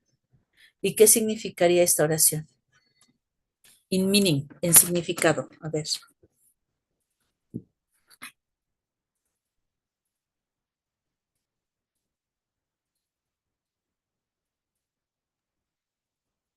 Es como una regla de hábito, es un hábito, es algo que pasa siempre. It's like a safety rule. Exactly. It's a safety rule. Es una regla de seguridad. Y entonces, ¿qué dicen? Pues cuando los caminos están llenos de nieve, The buses are not driven. no se usan los autobuses, o sea, no sacan los autobuses, no manejan los autobuses. No hay autobuses, ¿no? No hay transporte. Okay. Yes. Okay. Y aquí no se puede hacer una reducción, puesto que es la oración principal y solamente que fuera como en la anterior, que fue en la oración subordinada. Miren, véanla acá. Aquí en esta de arriba, sí, porque fue en la subordinada. When it was left. When left. Pero aquí no hay nada que me ayude a sostener la reducción, porque aquí la reducción se sostiene por el when. ¿Cuándo? Pero acá no hay ningún adverbial pronoun, no hay pronombre. Okay, okay, my people. Got it? Done? What if Yes. before we go for our break, nos chutamos esta. Okay, this one over here. Exercise skills 37 through 38 para repasar los dos de la voz pasiva. Ajá, los dos skills, que es el que está después del que acabamos de hacer, ¿eh? O sea, no es inmediato después. Nos brincamos uno y pasamos al de la página. ¿Qué página es este? Page 37, 188. 188 on the second part, que es en la segunda parte, que trae como lo más parecido al examen. A, B, C, D, no nada más correcto, incorrecto, porque en el examen eso no nos sirve. ¿Ok? A, B, C, D, or find the error, A, B, C, D. ¿Ok? So, come on. Okay, it's skills 37 to 38. That's right. Just for TOEFL exercise. exactly. Okay. Come on, let's do it. Yeah. Similar to exam ABCD. Nothing that correct, incorrect. No, no, no. ABCD as exam style.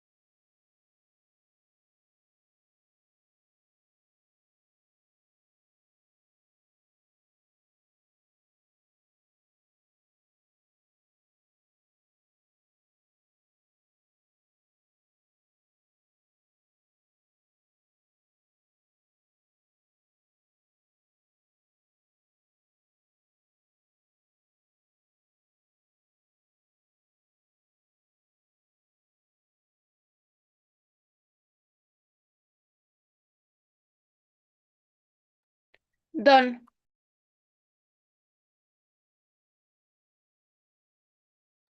You're so fast, Andrea. Okay, let's wait a bit, okay?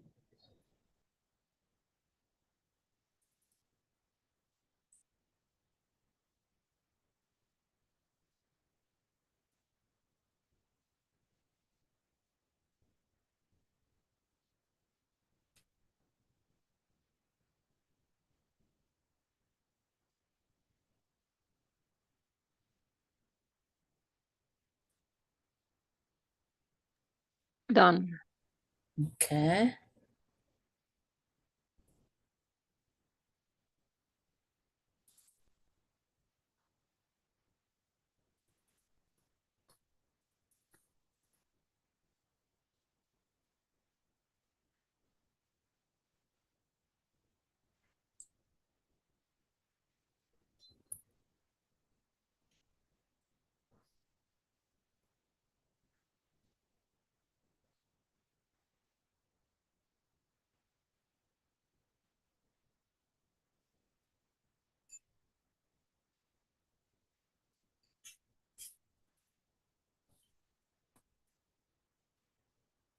Most of the others, yeah?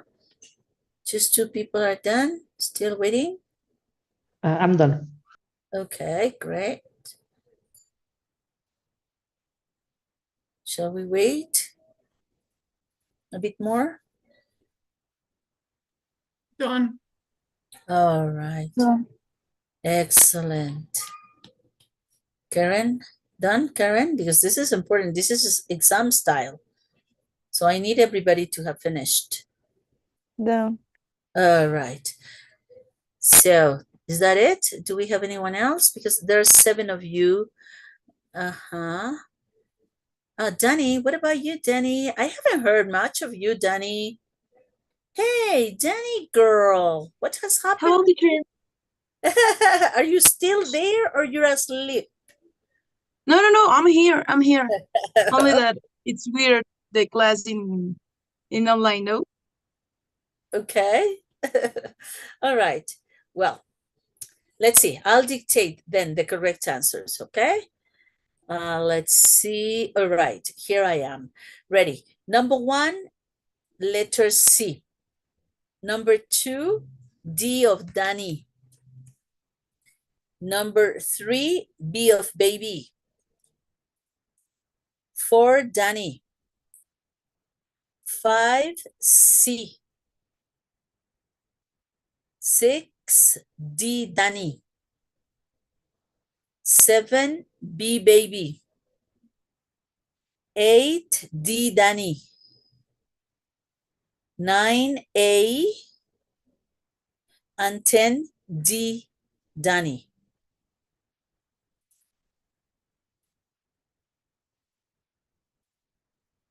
Okay, errors. I want to know errors. Tell me. Confess. Speak up. 2 errors. 2. Okay. How about you? None. No, One. great. Some others? Only 1 error. Only 1. Great. Good job. Yeah, the same one. 1. Great, Danny. Abril? Karen? How was Uh, it? 2. 2. 3. And Abril as well? 3. 3. All right, let's see then what's happening, okay? Remember that it is very important to go deep inside the meaning to understand if the subject is able to do the action that we have it or we need it passive instead of active.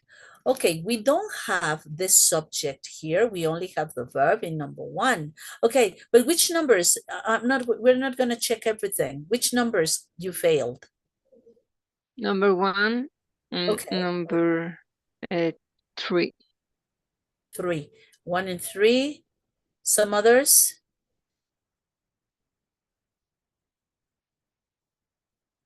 Nope. 7. 7. All right. Is that it?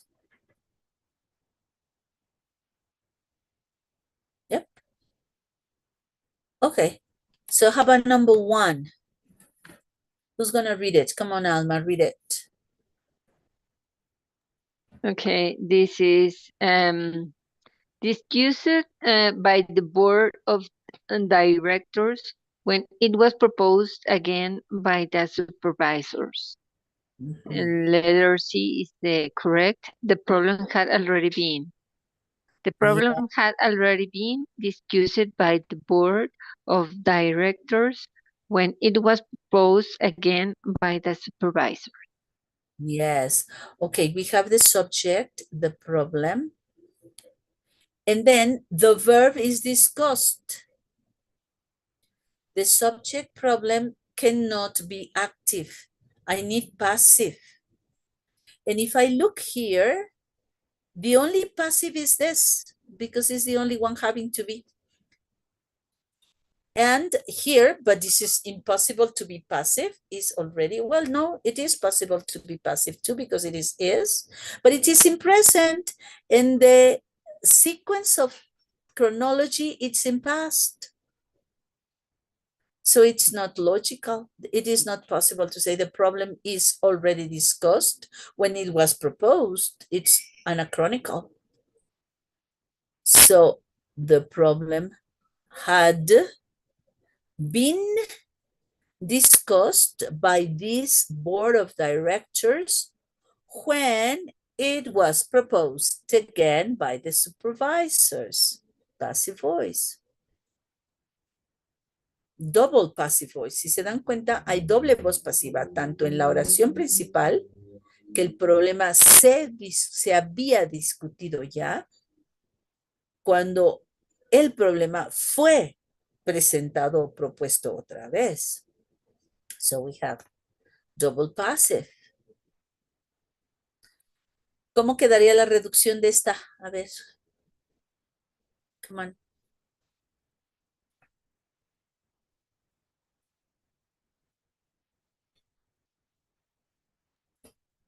The problem being discussed. No se puede reducir la oración principal porque necesito tener un subordinador, un conector subordinante. Y esa oración principal no tiene conector. ¿Dónde está el conector? When. Ajá. So This the is problem had already been discussed by the board of directors. when. mm, when was proposed No, también le quito again. el When proposed. when proposed. Proposed Quito sujeto again. equal to be, pero dejo el conector. When proposed. When Okay. proposed again. Done by the supervisors. Yes. Okay. Number 3. What's the problem with number 3? Come on, somebody here to read. Who would like to read? Come on, Danny, read for us. Come on.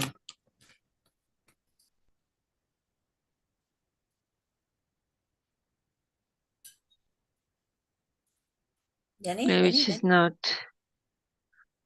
attentive. Danny, sleeping again. Danny. Danny. Hey, hey. She's Hey, probably hey. for the break. Started the break. Come on, The- Andrea. Explain this to us. Come on, Andrea. You do it. Come on. Explícanos esta. Come on, you can do it. The correct answer is the X-ray treatments were given daily up to the time that he was dismissed from the hospital. Mhm. It's passive Yes. Why? because the subject is the X-ray treatments and the X-rays treatments are an object. They can do whatever they want. Exactly. So people do whatever we want with the treatments, no? Yeah. Exactly. And then in past, why in past? Why not in past perfect? Like, for example, here. No? Because it says up to the time. Exactly. The time connector is up to the time that. Todo este es mi conector de tiempo que me dice hasta que, ¿no? Up to the time that, hasta que él fue. He was dismissed from hospital. Good. And finally, to go for our break, number 7. Thank you, Andrea. Somebody else? Come on, Karen. Try to explain this one, number 7. Yes, teacher. On June 30, 1992, International Keepers in Paris, I think was added Yes. Uh-huh. an extra second to the day. International Timekeepers in Paris was added an extra. No? I think it's just added. It's an active voice. Exactly. It sounds better, no? Come on. Who is the subject? Find the subject here. ¿Dónde está el sujeto para ver si es activo o pasivo? Remember, that's the clue. No? The real clue is finding the subject to see if it is possibly activating an action or not. International timekeepers. Yes. In fact, timekeepers, of course, which ones? The ones that are international in Paris. This is a prepositional phrase helping me define which timekeepers and which type of timekeepers. So it's like the timers, no? Los controladores del tiempo. Okay, in Paris, then added an extra second to the day. Le agregaron un segundo al día. ¿Quién hizo esto? ¿Quién puede hacer eso? Agregar un segundo al día. Timekeepers. Only Timekeepers. timekeepers can do that. Only the experts, no? Only Mhm. the people who are deeply involved checking the movement of the sun and the and the earth and everything can define that we are having an extra second in a period of time, ¿no? Esto sucedió en este año. Se dieron cuenta que estabas bailando un segundo. Por ahí, pues vamos a agregárselo. All right? The time Alright. controllers, we could say, no? Time controllers added an extra second. So we don't need passive because they can do it. The experts can add an extra second to the day. All right? Alright. Okay. Excellent, my people. So this is it. We're done for the first half. Can you believe that? We've resisted. Yeah. We're really stoical people. We're done. Okay. So let's take half an hour break. So we will be back. I'll see you back. Okay, are you at home? You're cooking for your own break? Yeah? Yes. Okay. Yeah. Okay, I am. I'm gonna give you then 5 extra minutes, okay? Since Okay. it is already 4:35 plus 35 minutes, that will make 5:10, okay? 5:10. Okay. See you later. 5:10. Okay, bon appetit. Thank Thanks you. a lot. Same to you. Thank you, you. teacher. Thank Ciao, you. ciao. See you later. Just closing, okay? Just closing the camera and the microphone.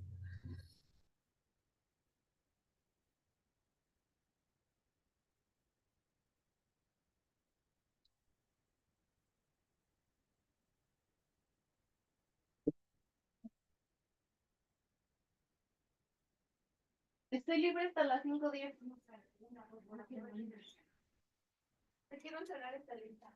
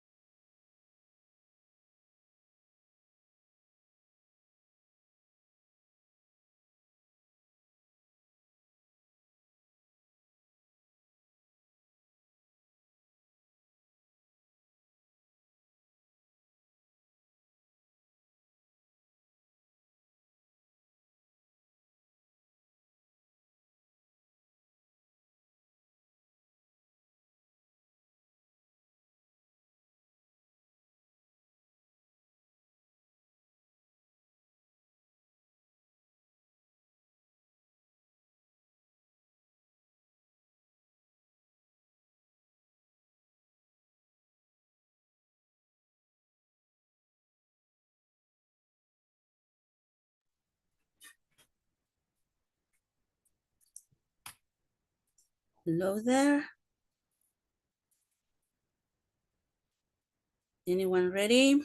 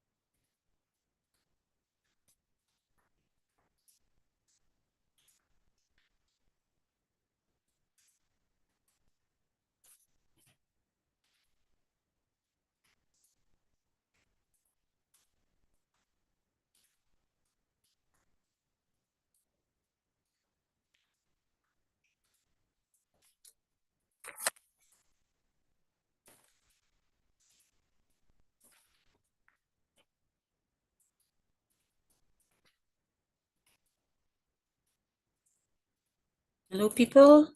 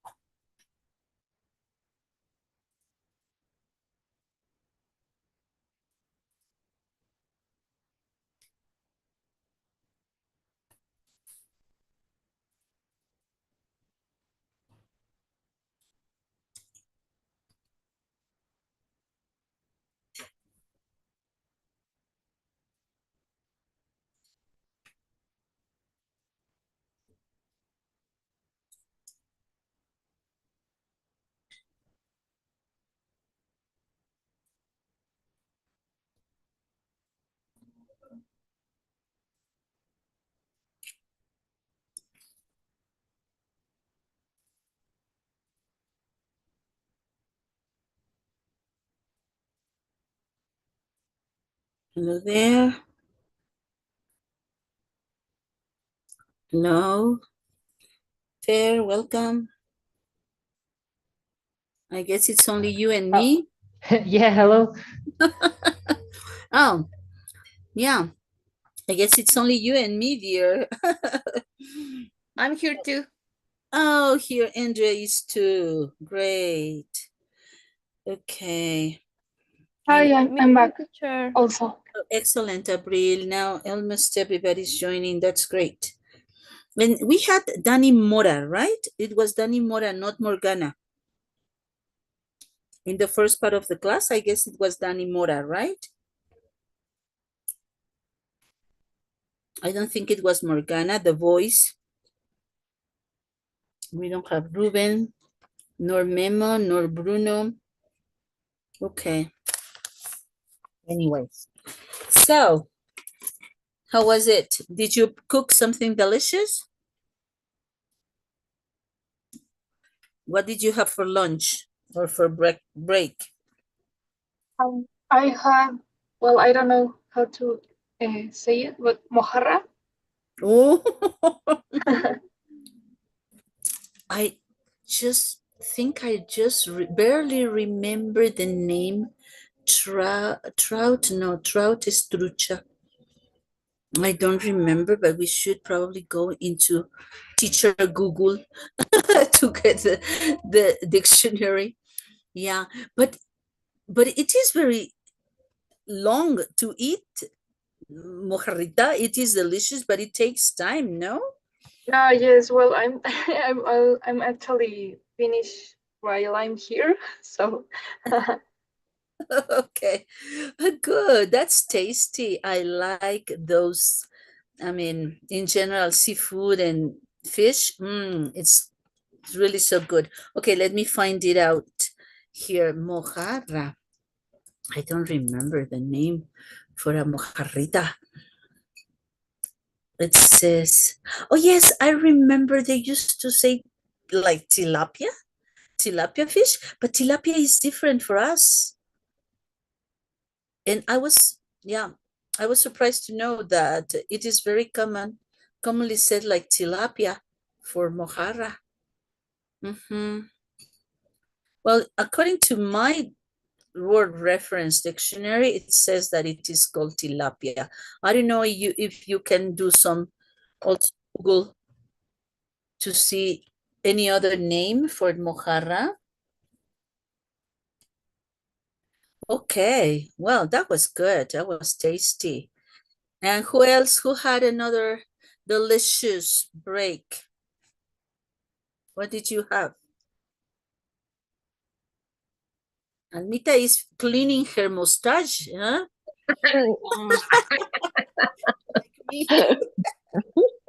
What did you eat, Almita? I ate chicken like right, and not fried. It's like Roasted? roast Roasted. chicken and a salad, rice and some vegetables. Oh, good. That's nutritional. Yeah, but it was most steak chicken. Steak. Steak chicken. Okay, good. Good. Yeah. Okay, tasty. I had my mom prepared a very delicious beef broth, like beef soup. Good. It was so good. It was like a little como un molito de olla or something like that. What a delicious. A lot of vegetables. I like it. I like vegetables. It was and good. I'm a coffee. Yeah, and a cup of coffee. Great. Okay, guys. Well, so are we ready for the last part of today's class? Yeah, we are. Let's Yes. do it. How many skills have we covered? Can we count them? 36 or 30? Today? Yes, today. 36. Maybe 3?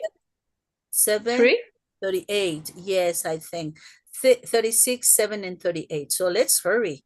Remember that we have like the goal is 7 to 8 minimum. Okay. Wow.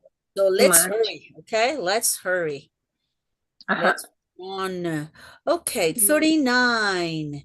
Am I sharing my screen with you? Can you see? My screen? Yes. Okay. Now we have problems with nouns. What problems can we have with nouns? And here we have like the classification of the problems. For example, number 1 is that we should use the correct singular or plural noun, depending if it is singular or plural. Nope. Singular or plural. Okay. Then number 2 is if we distinguish between countable and uncountable, right? Countable, uncountable. Oh my God. There. And 3, well, not and, but we have 3, recognize irregular nouns from singular to plural. Plural nouns, but which are irregular. Irregular singular nouns, that is also a problem. And number 4, distinguishing people from things. Let's see what all this is about. Skill 39, we are covering the first, which is singular or plural. Okay, that's the first one. And this is on 39, singular or plural. Let's see. Now let me ask Andrea to help us read a problem that is common. A problem Andy? that is common in the written expression section of the TOEFL test is a singular noun used where a plural noun is needed, or a plural noun used where a singular noun is needed. Okay, used with a T, used, and written. Okay, written. Have I given you some pronunciation tips? Remember, I think, for example, if we say right, is because we have a letter E that is mute and it's provoking the pronunciation of a diphthong in the vowel in the syllable before. So we say right with a diphthong in the pronunciation. So we say right. But when we have, then for example, if we have writing is exactly the same because we understand that writing is a derivative form of write. So we say again, writing. But when we have double T, like written, then we don't make a diphthong. We just say written. I don't know, E or E, written. Okay. So we need to keep this in mind because it occurs very commonly. For example, you say ride, no? Riding a bike, ride. But then we say reading because we have double D, reading.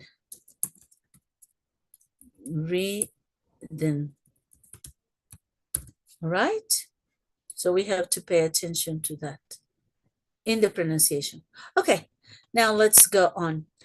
Then what it is on the table. Okay, so sometimes we are mistaken using a singular for a plural or a plural for a singular. Let's look at the examples. Please continue, Andy. On the table, there were many dishes.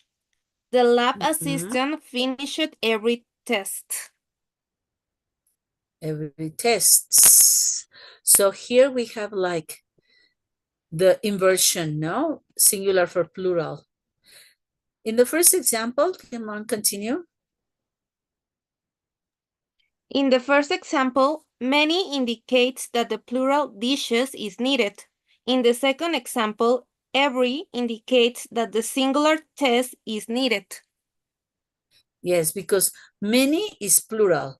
Every is singular. Do you remember? There was a previous skill, a previous strategy where we saw that everybody, nobody, anybody, somebody are usually singular forms. Do you remember that?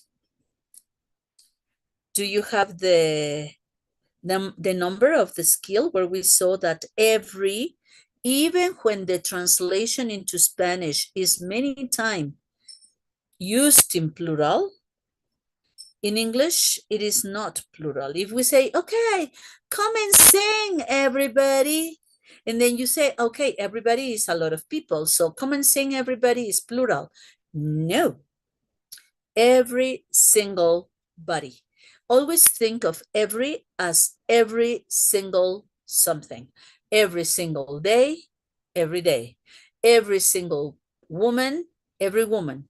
Every single animal, every animal. So it's always singular, okay? And test should be singular too as well. Okay, now here we have more of these to pay attention to. Continue reading, please, Andrea. In the written expression section of the TOEFL test, you should watch very carefully for keywords, such as each, every, a, one, and single. Yes. That indicate that a noun should be singular. You should also watch carefully for such keywords as many, several, both, various, and two, or any other number except one. That Exactly. indicate that a noun should be plural. Plural, exactly. So if we have every, single, one, each, singular, many, a lot, several, both, various, two, plural. Okay, next.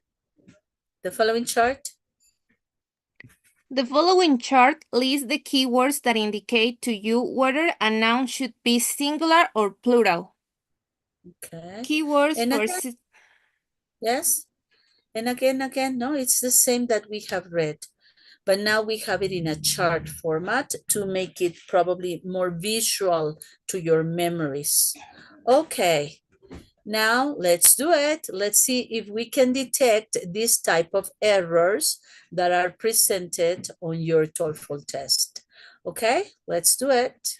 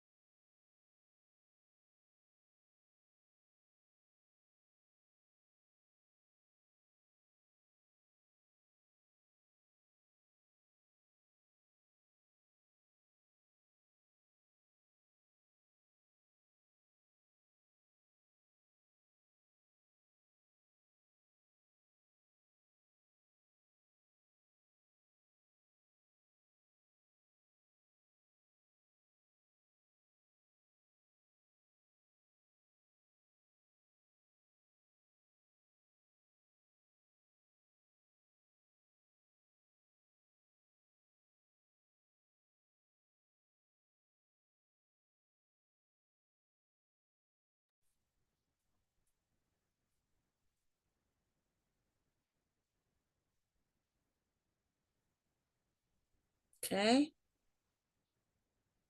What you doing? Okay, I'm done. Okay. Not that difficult, but we really need to be very attentive, huh?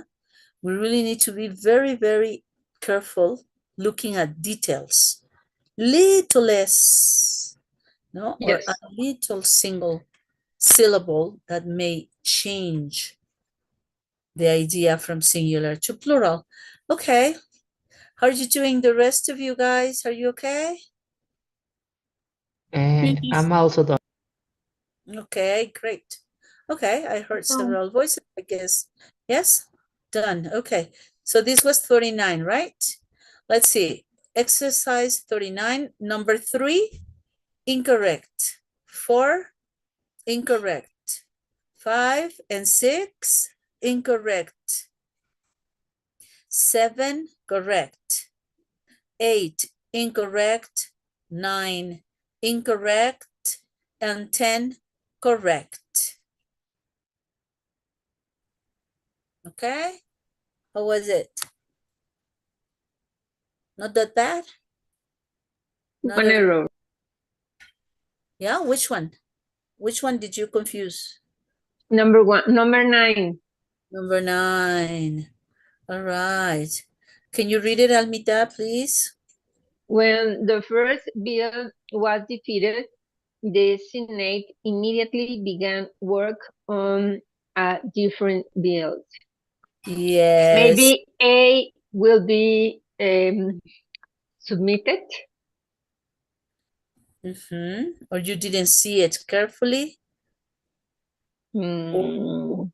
Remember that the separation A bill is very evident that it is singular, but when we include, descriptive words, we frequently separate. He's such a tall, good, intelligent, and handsome man. No? So that separation that is pushing us apart from the original phrase, man, provokes distraction on readers.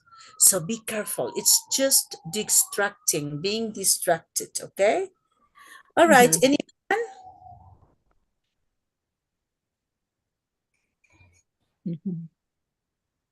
No? The rest of you, was it correct? So let's move Yes. ahead. Yeah? Okay. Skill 40. Now let's ask Abril, can you help us read skill 40? Distinguish countable and uncountable nouns. Yes. In English, nouns are classified as countable or uncountable. For certain questions on the TOEFL test, it is necessary to distinguish countable and uncountable nouns in order to use the correct modifiers with them. Yes, okay, correct modifiers. Look, it is exactly what I was mentioning. Descriptive words are modifiers. Okay, so let's see. As the name implies, yes, continue reading. As the name implies, countable nouns are nouns that can be counted. Countable nouns can come in quantities of 1 or 2 or 100 etc. The noun book is countable because you can have one book or several books. Uncountable nouns, on the other hand, are nouns that cannot be counted because they come in some indeterminate quantity or mass. A noun such as milk or happiness can. Attention here, Abril. It is very important, huh? What you read, yes. Uncountable have this sensation of indeterminate quantity. It's not very exact. Yes. Okay, yes, please go ahead. A noun. A noun such as milk or happiness cannot be counted. You cannot have one milk or two milks, and you cannot find one happiness or two happinesses. Yes. Countable nouns are often liquid items such as water, oil, or shampoo. Uncountable nouns can also refer to abstract ideas such as security, friendship, or hope. That's it. So uncountable nouns are not only concrete things like sugar or rice or money, water, wine. No, it is Flavor. also abstract things, feelings, love. How much love do you have? No, not how many. Because in that case, we cannot count, I have 2 or 3 loves. No, you can have 3 lovers, but not 3 loves, right? In that case, you say, well, love is just one concept, abstract concept. Yes, Almita, you wanted to say something? No, there is that uncountable flavor, but when you were talking about sugar, that's it. Yes. Okay, so Abril, let's finish reading with the examples and everything. Come on. It is important for you to recognize the difference between countable and uncountable nouns when you come across such keywords as much and many. Exactly. Look, much or many are the keywords to distinguish countable or uncountable. Examples? He has seen much foreign films. Films, plural, not much. Okay, the other one? He didn't have many fun at the movies. Many fun, much fun at the movies. Okay, now here we have the keywords again. Remember, for countable things, we can have numbers or like expressions of quantities, like many, several, three, a lot, or uncountable, that we have much, amount, we don't mention which amount, little, or less. Attention, amount of money, because money is uncountable. Little money, yes, little, because money is uncountable. Now we have less energy. Okay, energy, uncountable. Now we need to recognize number is countable. A number of students came to my class. A number, so I can count. A few, just a few students came in today. I'm gonna use fewer books in this semester, for example. I'm gonna read fewer, less, no? But fewer because we can count the books. Less because we cannot count. Less work. In this semester, I will have less work. Less, uncountable work. Why?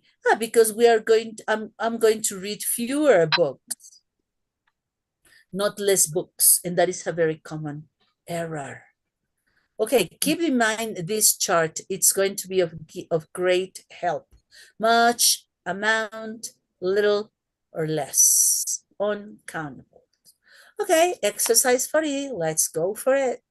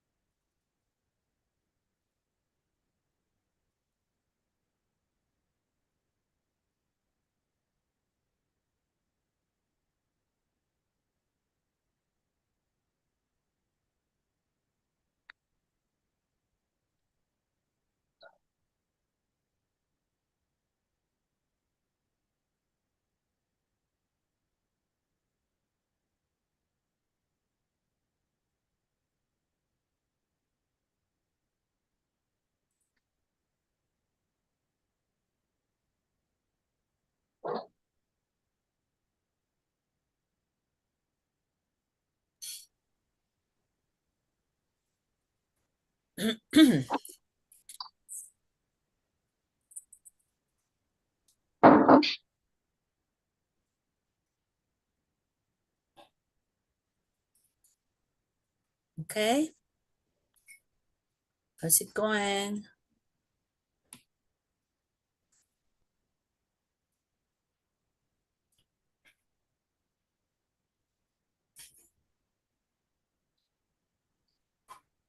I'm done. Okay, thanks.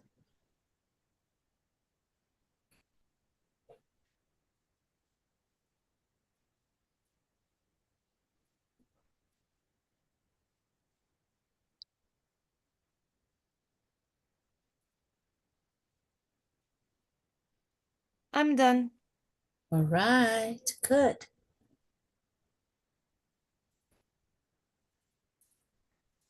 Let's wait a bit. I'm also done. Thank you. Done. Great. Just few people missing. Who I don't have now because I had, okay, I have Alma, Abril. I don't have Karen, right? Do we have Karen? Done. No, she didn't come back. Oh God. Probably she texted. Yes, there's Karen. There's Karen here? Yes. Oh, Karen. Are you here, Karen? I don't see you in the Yes, list. teacher. Ah, yes, Can Karen. you listen me? I said, okay, yeah, now I can. Okay. There's no Karen. We don't have Karen here today. So who am I missing? Because there's Karen, Alma, Abril, Fernando, Andrea. Ah, Dani. We don't have Dani. She was in the first part with us. Also, Adriana. Also, Adriana, you're right. Okay. Also, Adriana, just a second, just a second. And what about Morgana? Is she in the class or not? Did I she think come I think today? she hasn't entered today. I think it was Dani, the other Dani, because Morgana is also Dani. But we decided to Okay. call her Morgana on her preference because Dani Mora, well, she's just Dani, no? Mhm. But Morgana, no, I think she didn't join today at all. She hasn't been here. Yeah, that's a pity. And the men also, we didn't have Ruben, we didn't have Bruno, nor Memo.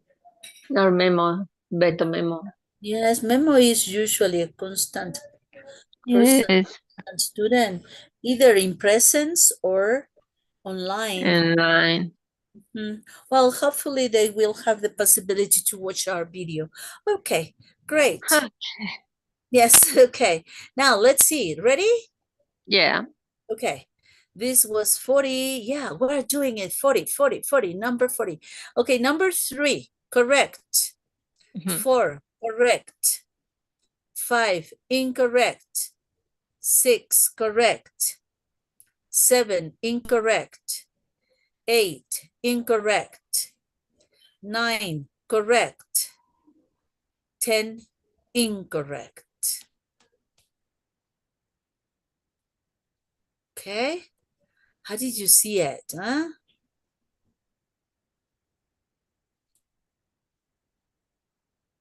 Was it too fast? Or was it okay for everybody to catch the correct answers? Yeah. Yeah, you got them all? Yes. All right. Okay.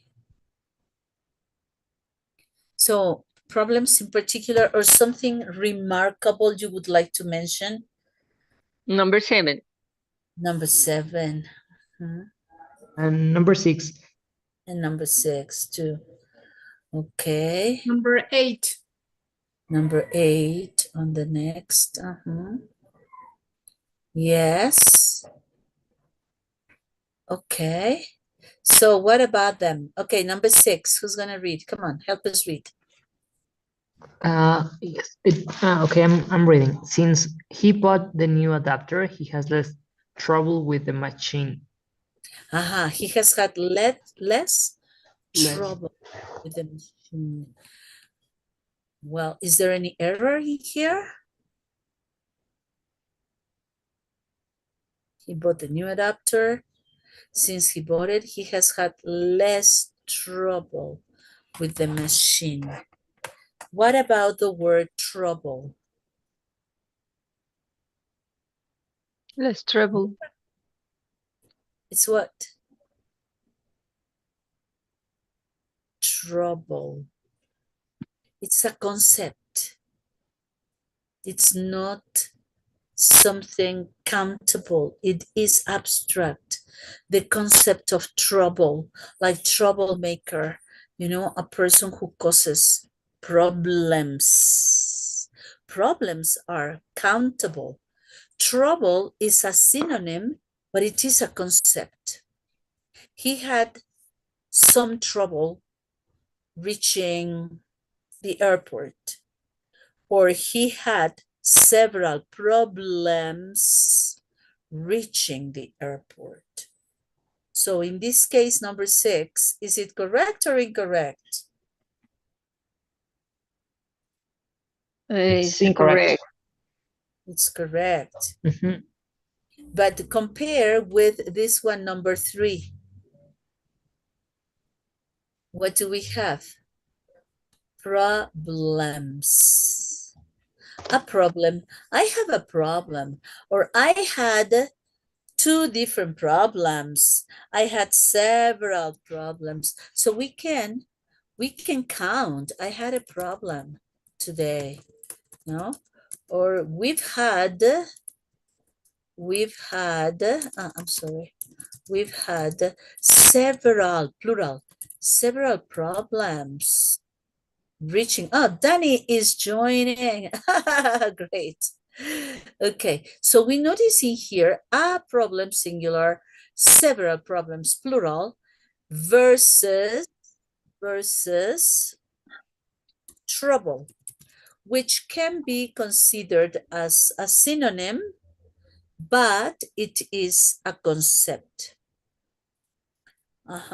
He's having trouble with his classes. For example, he's having trouble, and I can even say he's having some trouble, or he's having much trouble, because it is uncountable. He's having little, a little trouble. A little trouble. Oh my God. A little trouble with his classes, or less trouble. He's having less trouble, menos problema. But we don't think of it in Spanish, because in Spanish, problema is always in Spanish countable. Siempre va a ser contable en español. Pero como ellos tienen 2 conceptos, o sea, tienen 2 palabras, uno, generalmente esto es súper común en el inglés, acostumbran a tener 2 palabras para decir lo mismo, pero una es como material, como concreta, y la otra es abstracta.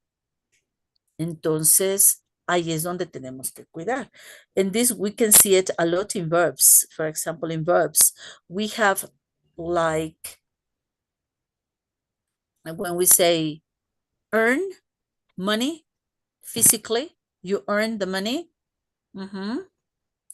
And you say win. Win is something that it is more abstract, the concept of winning. But winning what? I mean, whatever. It's just winning, So these ideas of concrete and abstract is very common in English. Though in Spanish, we just have one. Okay. All right.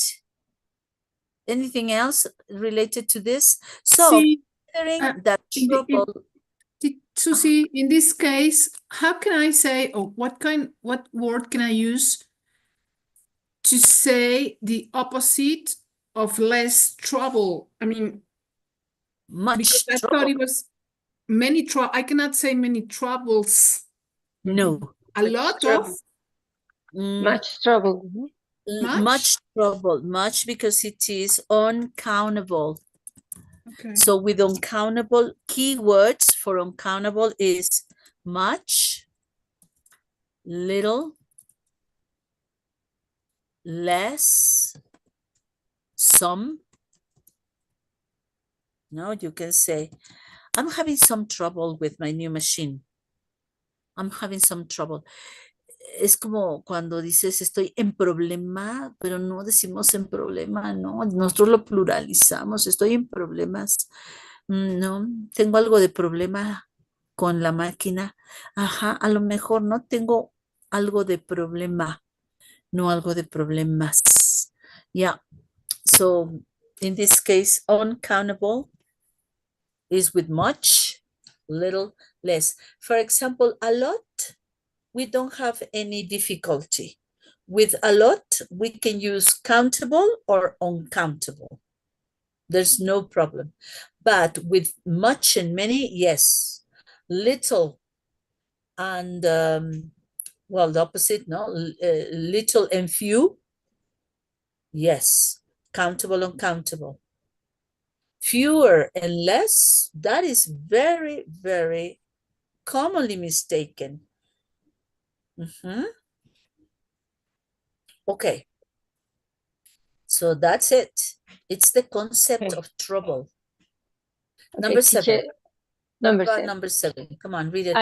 The problem is the short amount of time.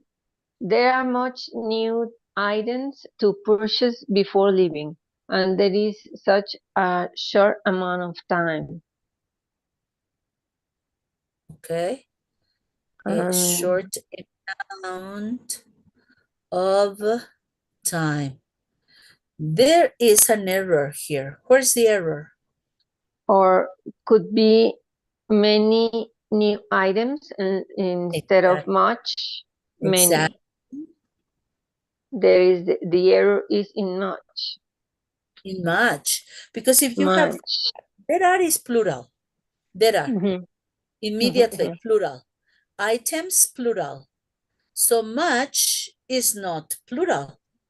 Mhm. So many. Many. Yes. An amount of time, a short amount of time, amount of instead of a number of. Amount for time that it is not countable. It is correct amount of time. Got it? Yeah. Okay. Yeah, this is correct because we are talking about amount of money, amount Many. of time, amount of trouble, for example. Mhm. ¿No? There's an amount of trouble. Son cosas que no se pueden contar porque son abstractas, pero que le puedo poner un modificador, modifier of quantity.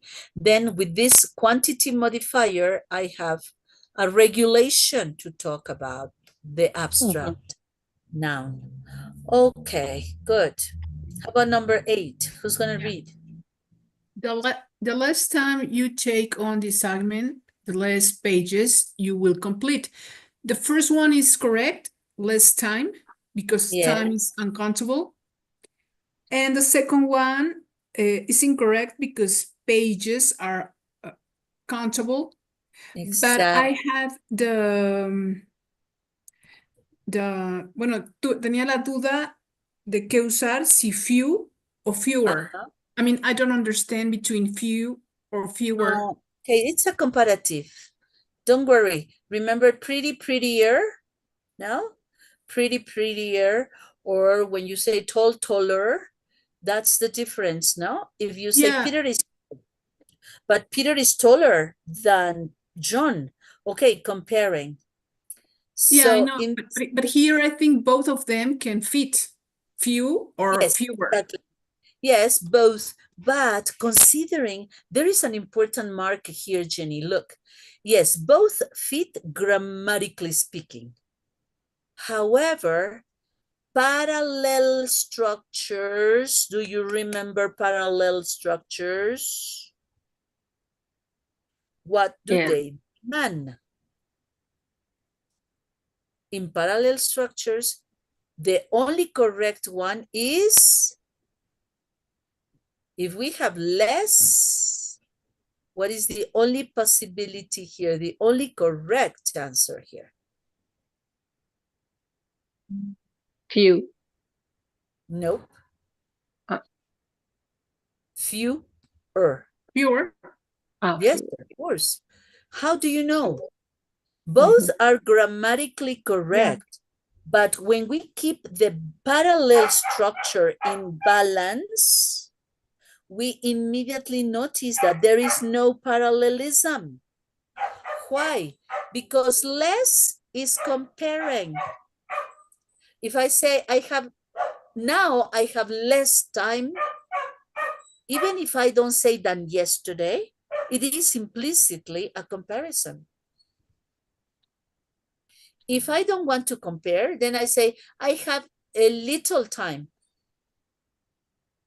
I'm so sorry, I cannot speak to you because I have a little time. Okay, little. But if I say less, it is because I am comparing less time than before or less time than tomorrow. Fewer. So the first part is a comparison. Then in parallel structures, the second part should be a comparison too. Comparison as well. Yeah, okay. Yeah, got it. That was very good. Because yes, of course, few problems is correct, but it is not comparative. I have a few friends. Tengo muy pocos amigos. No me estoy comparando con nadie. Yo me estoy cuantificando con amigos. I have a few friends.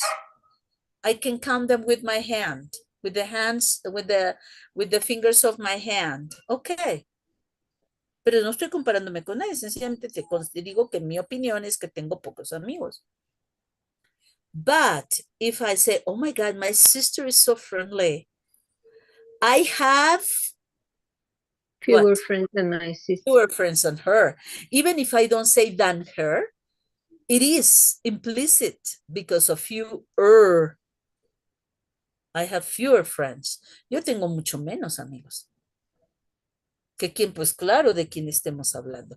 All right? So this is like keeping balance in parallel structures. Both are grammatically possible, yes, but only one is parallelly correct.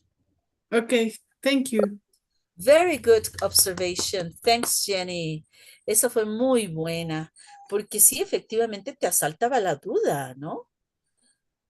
Now, if I don't compare, a ver, vamos a hacer la misma 8 sin comparar nada, solo expresando pues la categoría de que pues es poco, aunque no es menos que nadie. Okay, so I say what? La misma. No con The el... less. Yo diría, I have less time. no, porque si me pones less ya es comparativo al mitad. Okay. No quiero comparar, quiero decir sencillamente, pues que el tiempo es poco. ¿Cómo digo? Tengo poco tiempo. I have little time. Yes, I have little time. Uh-huh. A little time, porque se le puede poner el a little time. I have little time or I have a little time. To rest. Yes, to do something, ¿no? To rest. Tengo poco tiempo para descansar. Okay, to rest. So, I can answer. Entonces, por lo mismo, como tengo poco tiempo, pues puedo contestar, pero pocas páginas de mi tarea. I can answer. Few pages. Yes. Pues Okay. entonces puedo contestar muy pocas páginas because I have little time to do homework. Tengo poco tiempo para hacer tarea, así que contesto pocas páginas. ¿Te estás comparando? No. No. I'm using little, which is not a comparative. I'm using few, which is not a comparative, but little for uncountable. Okay. Few for countable. That's it. Great. Okay, let's go into 41. Yeah, ready? Or would you like to discuss any other one? ¿Alguna otra que les haya llamado la atención? Number 10. Number 10. Yeah, number 10. Yes, that's what I wanted. Esa es la que yo quería. Okay, number 10. What about number 10, Alma? Come on, read it. It is better to go shopping in the late evening because there are less people in the market and you can accomplish a number of tasks in a short period of time. Yes. Okay. So, instead of less people, could be fewer people? Yes, fewer. Okay. Comparing. Fewer. Yes, comparing late evening with probably in the morning or in the afternoon or early evening, no? Yes. So less is for uncountable here. Less time. Well, yes, but less time is uncountable. Uncountable. Yes, of course. Uncount. No se cuenta, por eso pongo less. Pero con people, ¿qué pasa con people? Can you count? People, Yes, of course. countable. You can It's count them. countable. There are 3 people in the room. Hay 3. 100 people Yes, there are hundreds of people on the streets. or thousands. Entonces, sí, esta me llama mucho la atención porque es muy común al hablar que hagamos estos errores. Less people. ¿Por qué? Porque agarramos el less para menos, pero en español el menos es parejo. En inglés no. El menos depende si lo cuentas o no. Entonces, el fewer sería menos gente. Y aquí, less people, pues pensamos es igual. Sí, pero people no es no contable. So that's important. Yes. And it is a very common error to generalize less as menos de lo que caiga. Nope. Less money, less food, less water, less abstract, less love, no, less energy. Okay. But if I say books, I say fewer books, not less books. Do you notice? Because it's countable. Because it is countable. Fewer. It is countable.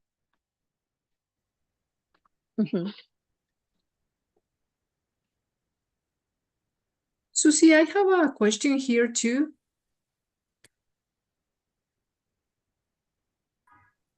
All right. O sea, no se diría That's it. is fewer people because Sorry, people, I couldn't catch. Que people no se puede como decir 2 peoples, 3 peoples, ¿no? O sea, es Yes, 1 people, exactly. 2 people, without S. Entonces, No S. ya, no es, but, aquí, por ejemplo, tiene el auxiliar are, entonces no es is, es que, no sé, desde que lo hicimos, No. tuve la duda. There is fewer people. No, because people is plural. Okay, listen. Es precisamente lo que vamos a tratar en el tema de abajo, porque tenemos a person, singular, 2 people. You don't say 2 persons. It's the same as you say a child, un niño. Yeah, and then 2 you say children. Children, right, 3 children. Entonces, esto es plural, y si tiene un número, pues es porque se puede contar. Okay. Then, fewer people is menos personas, but it's plural. There are fewer people. I got confused.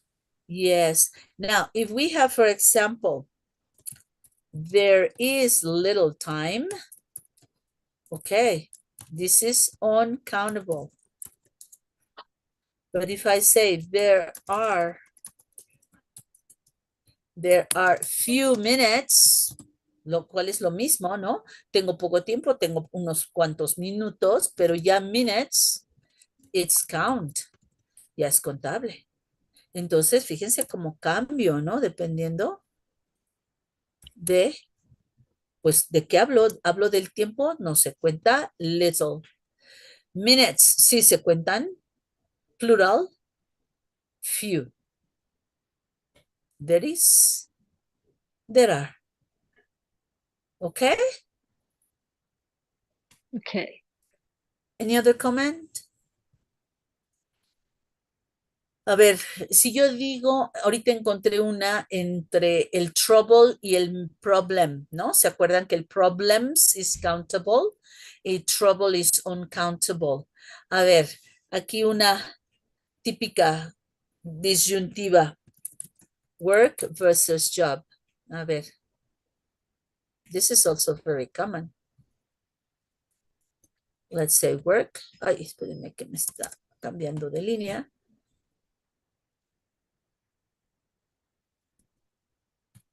Work and job. What's the difference? And that's a very typical error too. When we speak, we confuse one for another. They are not.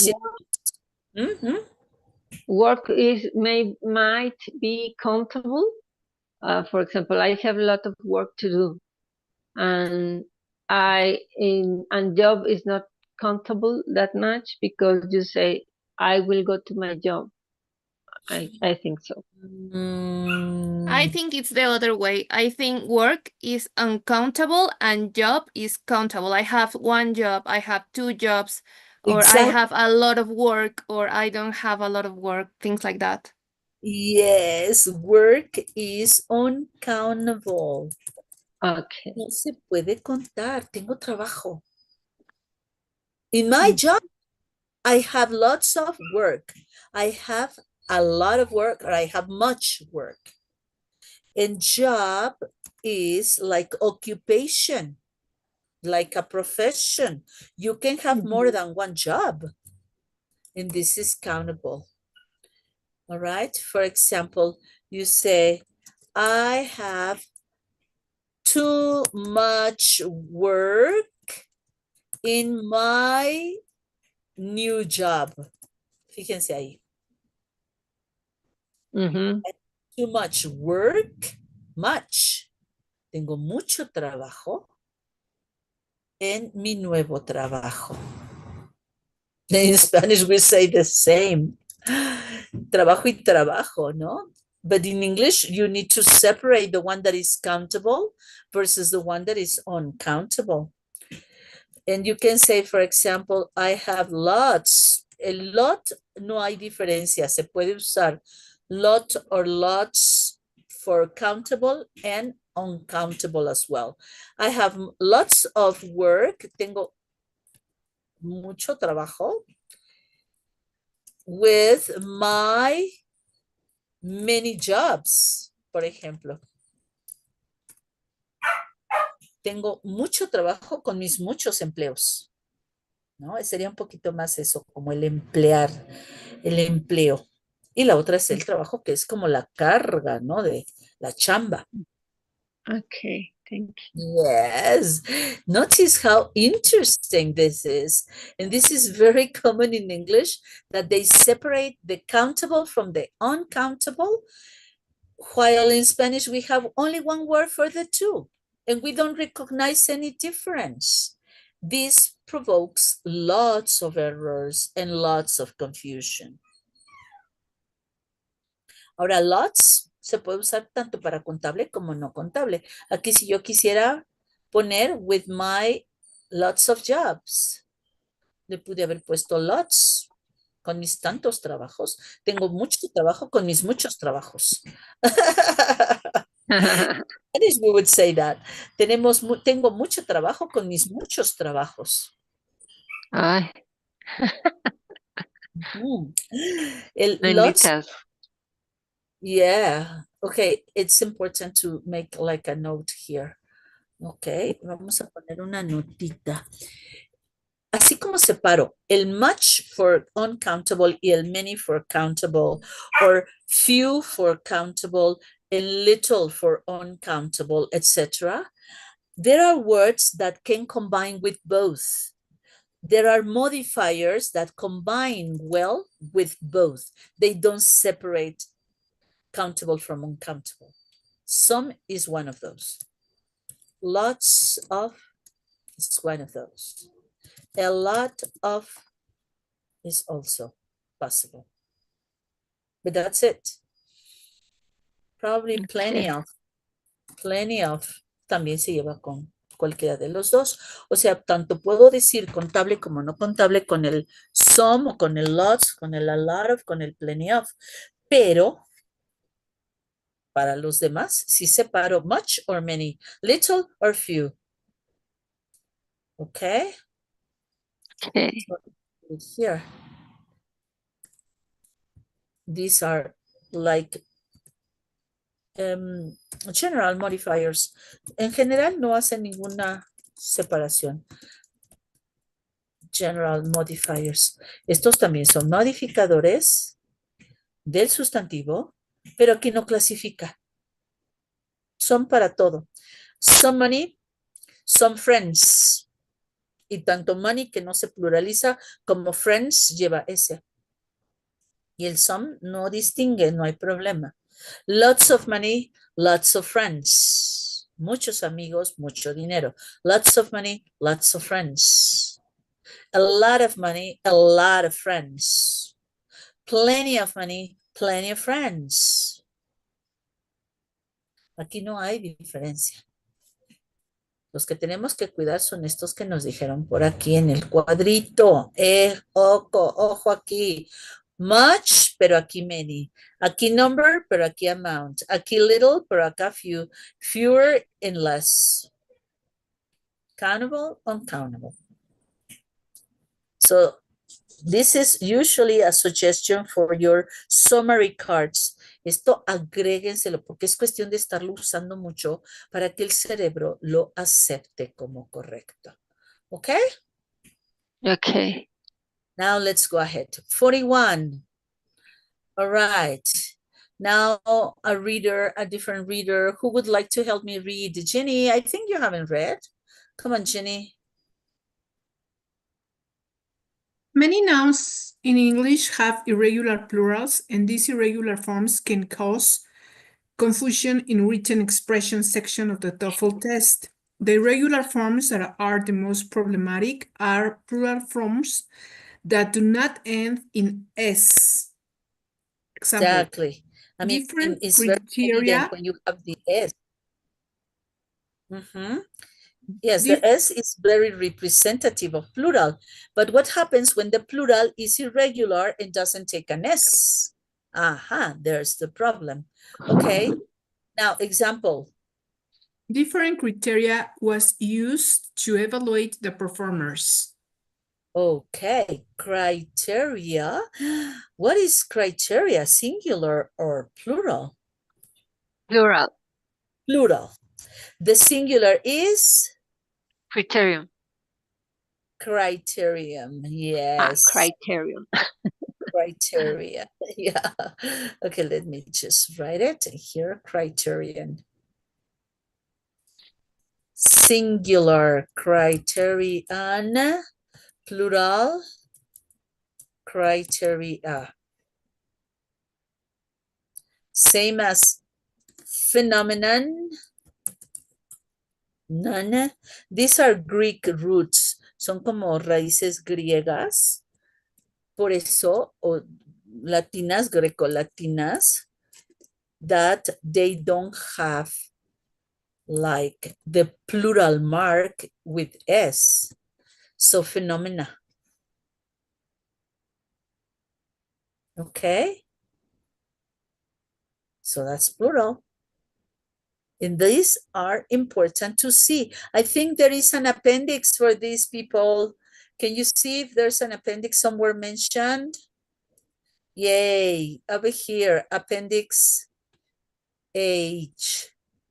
Aquí, note. Appendix H at the back of the text.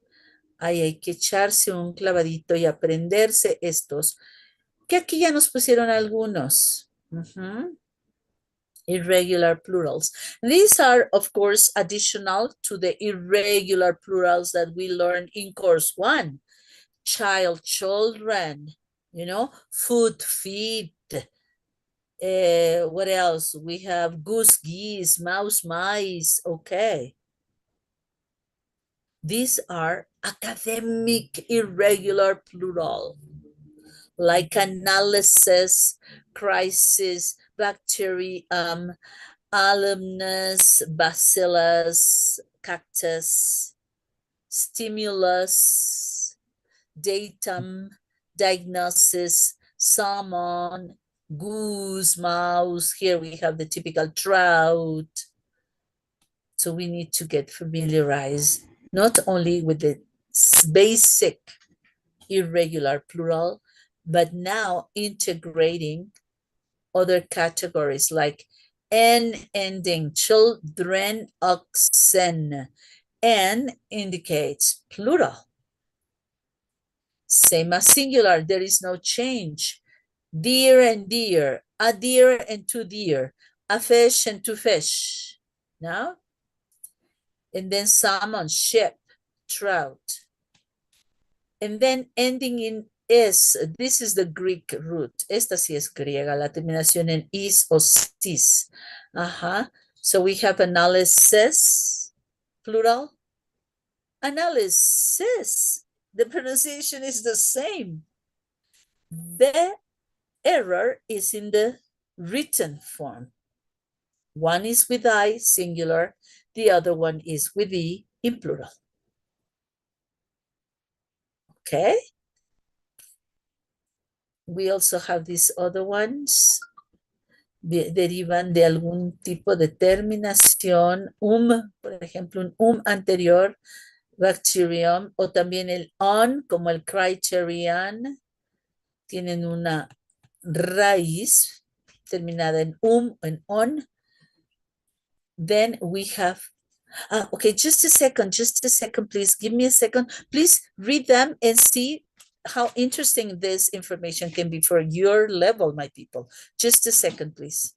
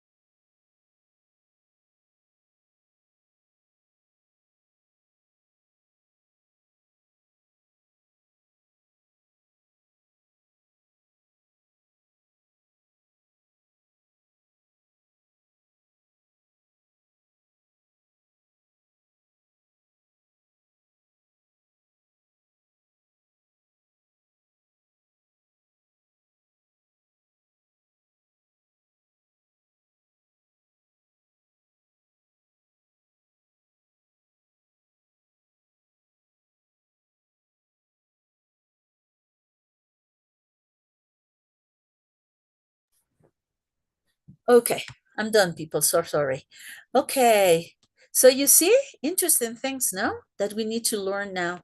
Exists in singular. Now, when I say, okay, please open a parenthesis, singular, and close the parenthesis, singular. But if I say, please write in between parentheses, then it is plural. The written is basically the difference.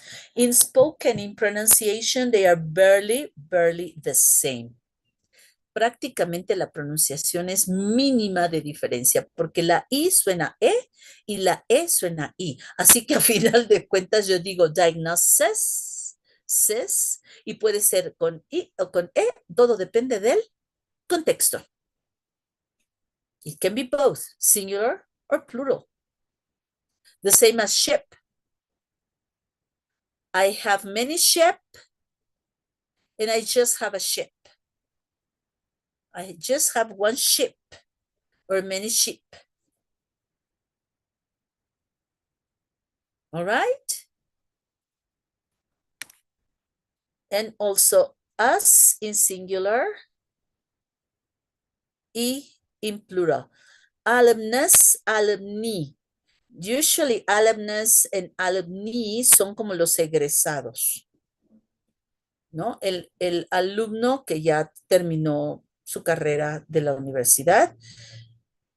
Yes, I am an alumnus from the Faculty of Philosophy and Letters.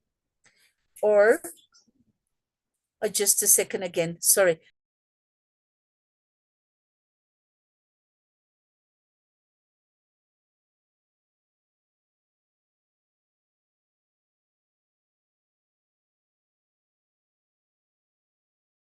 Sorry, it is my mom asking me questions.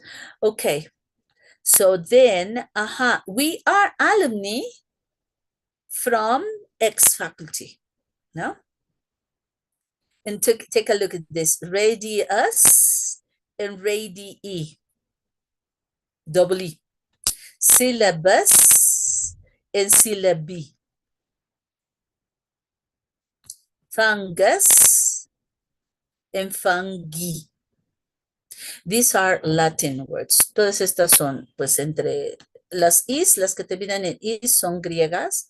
Estas que son a son tanto greco como latinas porque tienen la misma influencia de uno y de otro. Y este de us es latino.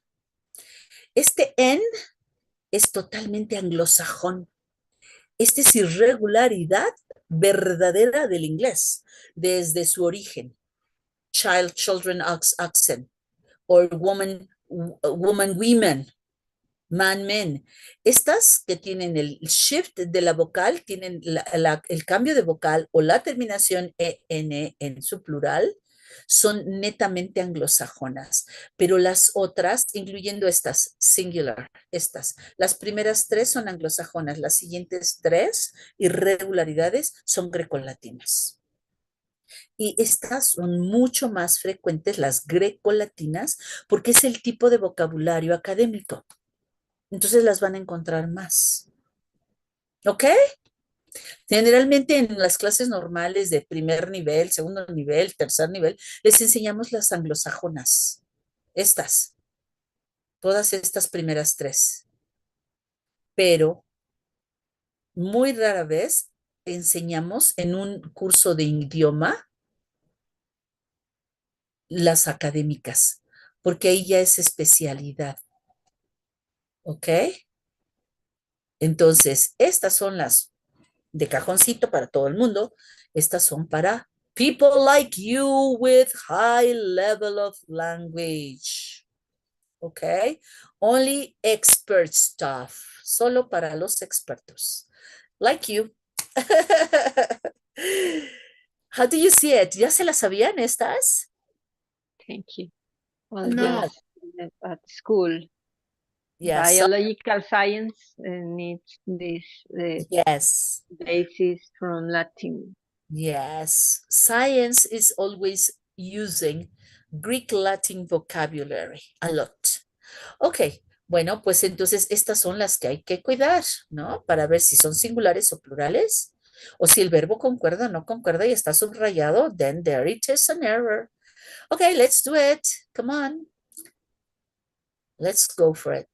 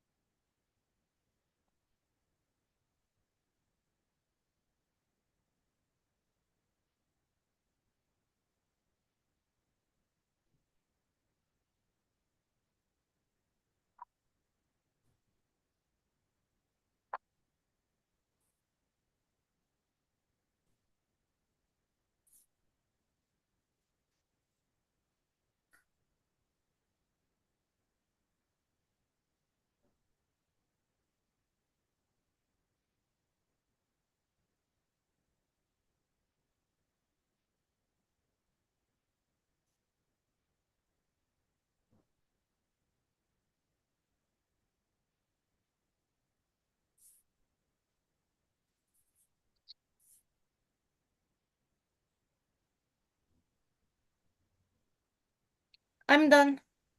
All right. Good, good.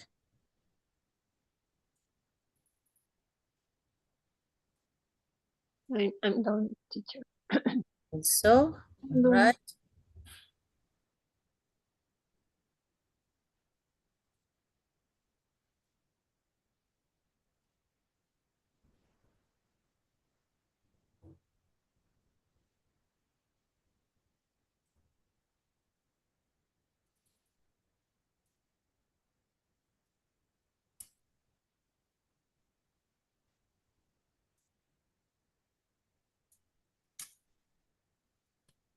All right.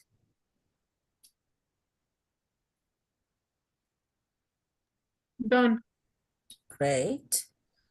All right. Danny, Karen, how you doing? Every almost?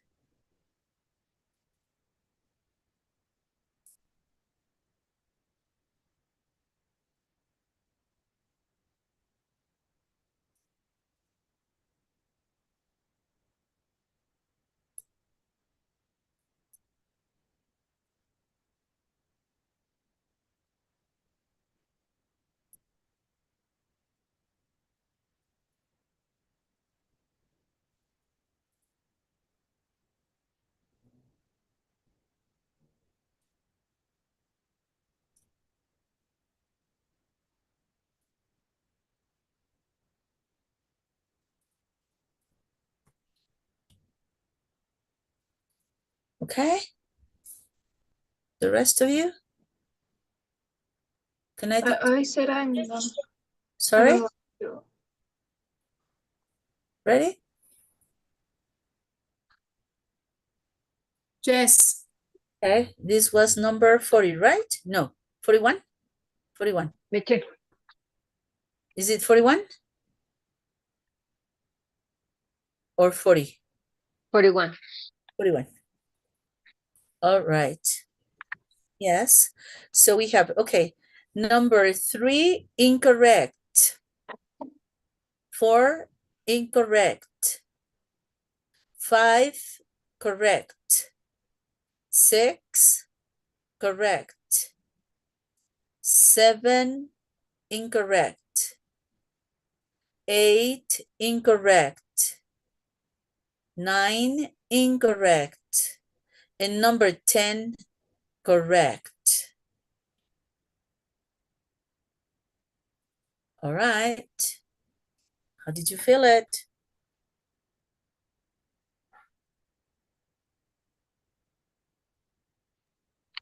Can we check number 8 and 9? Okay, 41. Number 8 is incorrect. 9, incorrect. And 10, correct. Okay.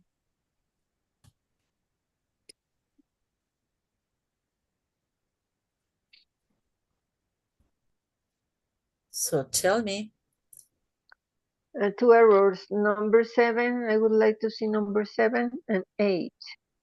And 8, sure. Thank you. 7, oh my God. Sure. 7 and 8. Which are the ones? 9. 9. All right.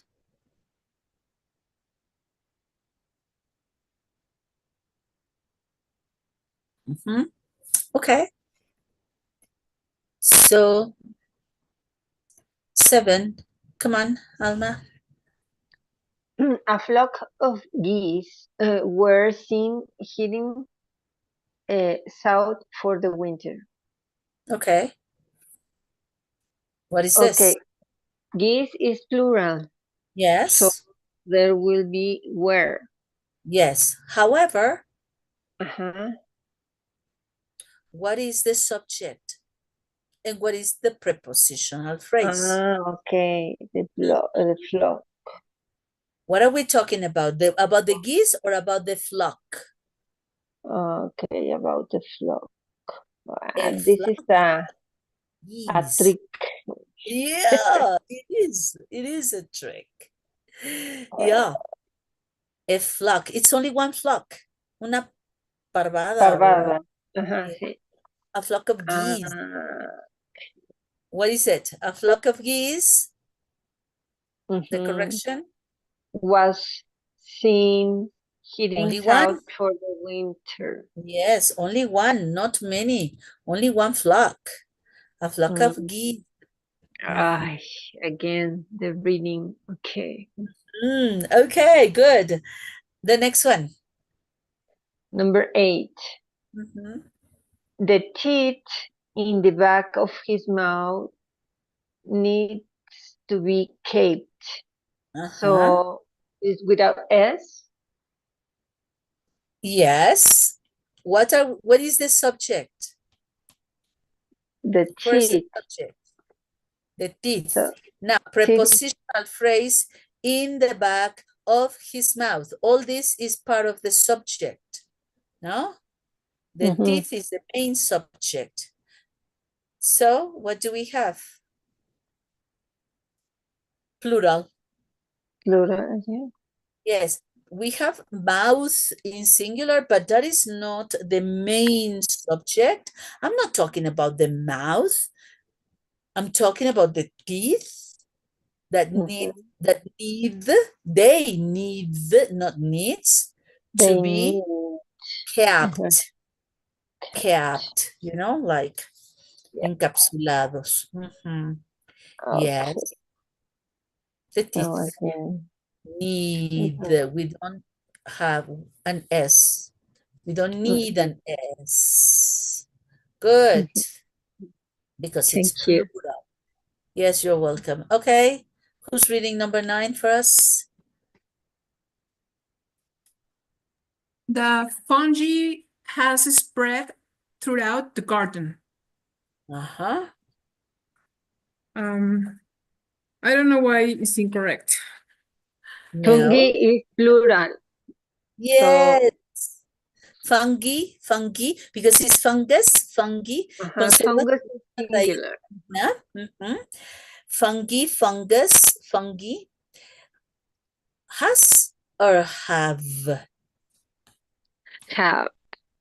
Right. Okay. Because fungi is plural. Oh, I'm sorry. I don't know what I did. I just received like a suggestion on the texter and got it written. Okay. Okay. Yes, I'm sorry. Because The there corrector. So the fungi have spread throughout the garden. So there's a lot of fungi. There are a lot of fungi. There are many fungi. Many. Of fungus. Many fungus. Yeah. Okay. Any other number that you would like to discuss? No. Okay. No, So what it's over. be careful here is just memorizing this chart.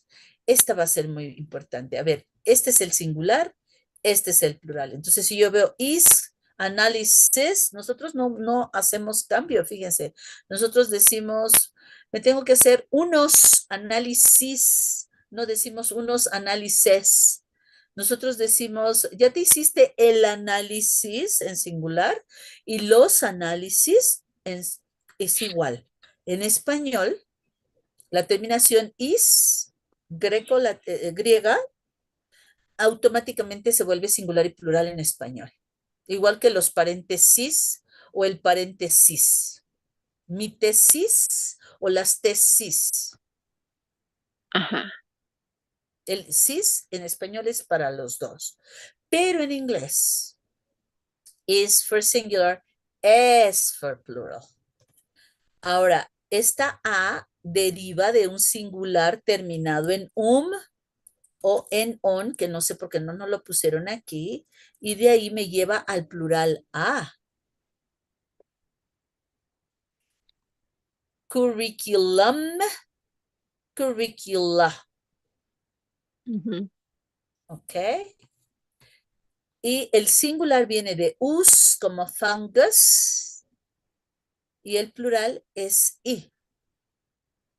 Fungi, alumni, radii, stimuli, syllabi. Okay, so just memorizing singular and plural so your brain will have the concordance with singular and plural. Okay, now what's saying here? 42. Yay, okay. Let's get, I don't know, we haven't heard I don't know, probably Karen reading. Karen, have we heard you? Your beautiful Yes. voice. Can we listen to her? Come on. Is listen right? Yeah, Yes. we can hear you Okay. very, very well. Mhm. Thank Yes. you. Let's see. Noun in English can refer to person or things, sometimes in the word expression section of the TOEFL test. The person is used in place of the thing, or the things is used in place of the person. And that Ralph, is to make you fail. No, I mean they change the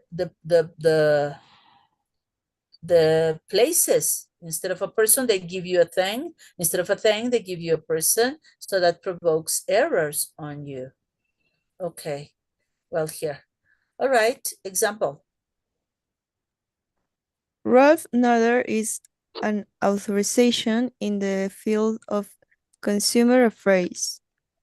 There are many jobs opportunities in accountant. This is a very common trick on exams. You consider, yes, it's okay. Ralph Nader is an authorization. O sea, él es una autorización. Oh my God. Ralph is not an object. He's a man. He's an authority, not an authorization. You see? There are many job opportunities in accountant. Accountant is a person. There are many job opportunities in one person. No. In the area. The area is accounting.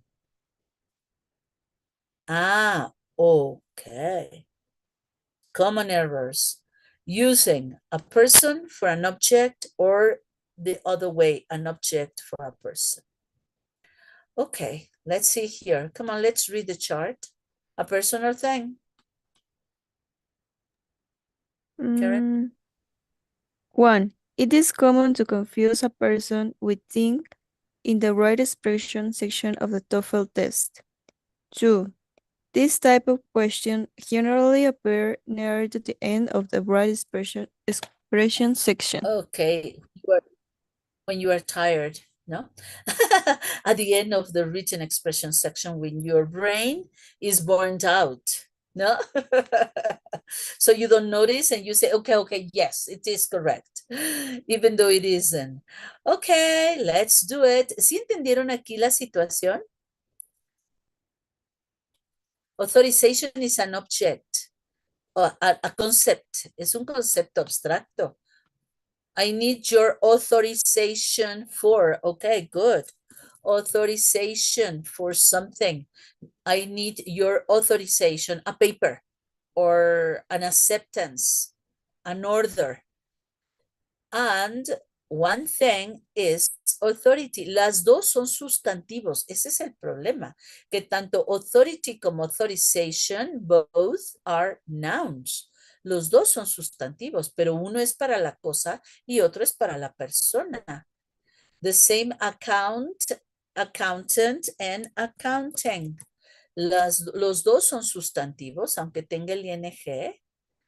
Los dos son nombres, pero uno es la persona, an accountant, y el otro es el área, accounting. So similar in the word, but different at the end. The ending part is marking differences. Okay, let's see how you do it, my people. Okay, 42 in silence.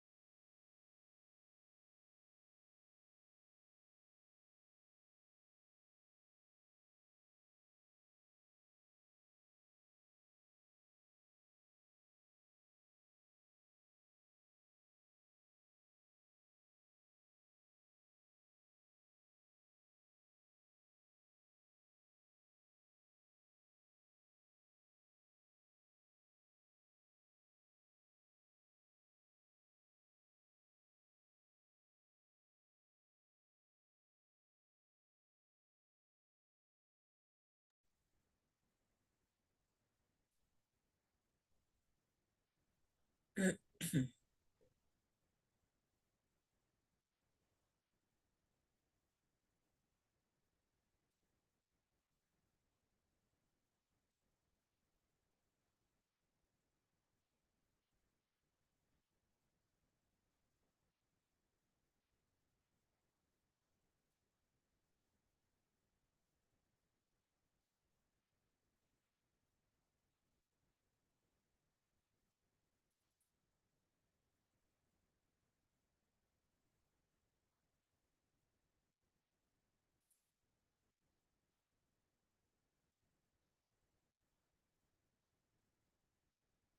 are you doing? How are you feeling? Are you still there? Are you still resisting? Yes, I'm done. Yes, yes, I'm here. All right.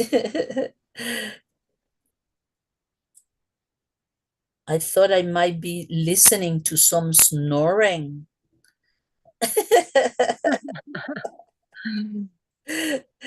All right. Not at all. Yes.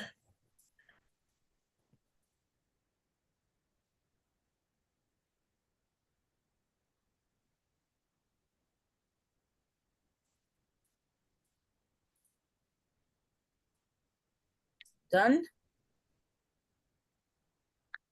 Yes. Yes, teacher. It is Yes. getting more challenging, Yes. right? Yes, but it is more challenging, I'm sure of it. Yep. Okay. All of you guys? Yep. Yeah. Yes. Okay. Good. Now let's see. I'll dictate. This is number what? 40, 42. 42. 42. Okay. Ready. Number 3, incorrect.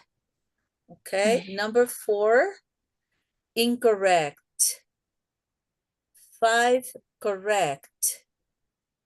6, correct. 7, incorrect.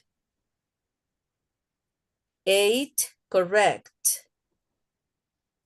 9, incorrect.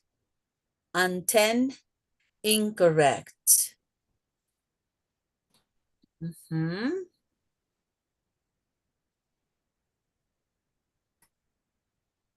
Okay.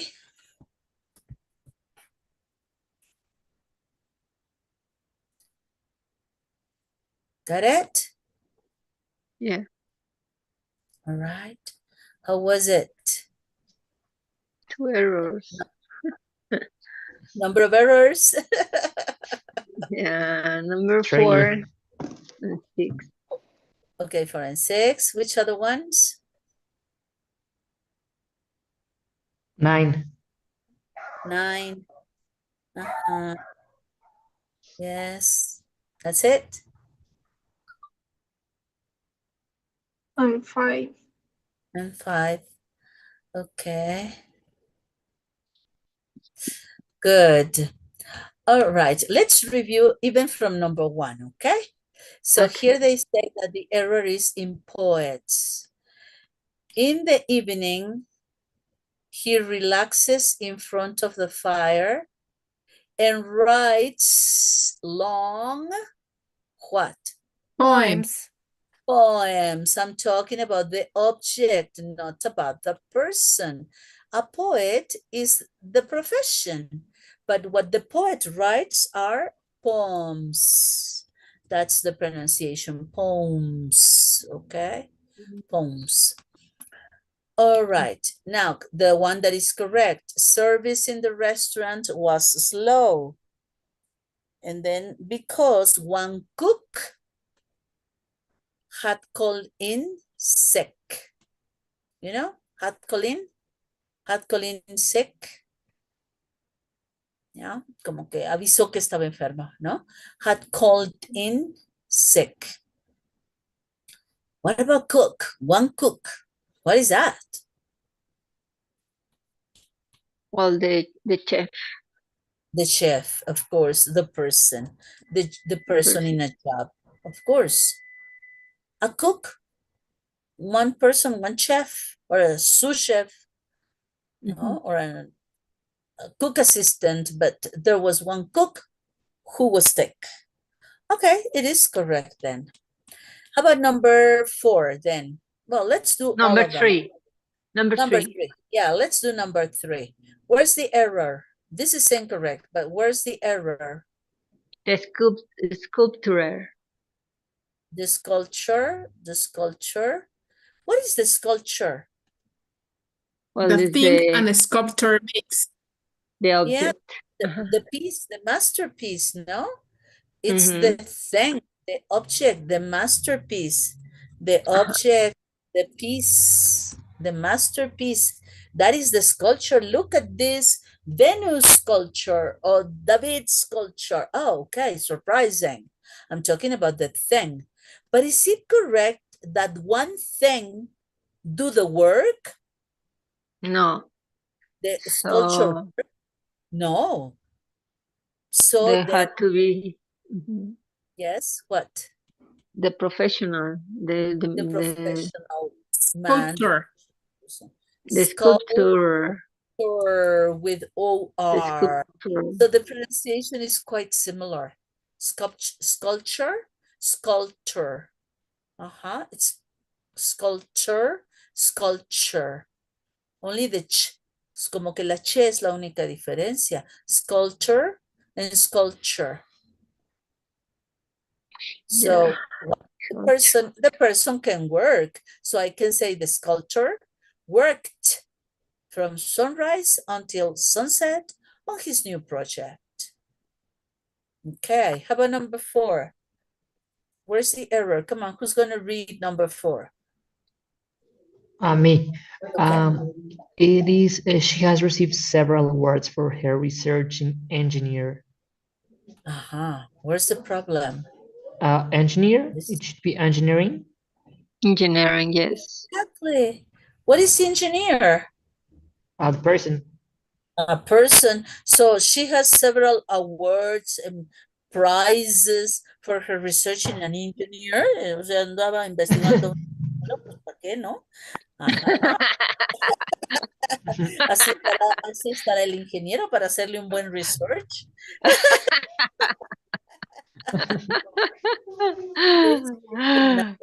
Or the woman, no? The job, the profession.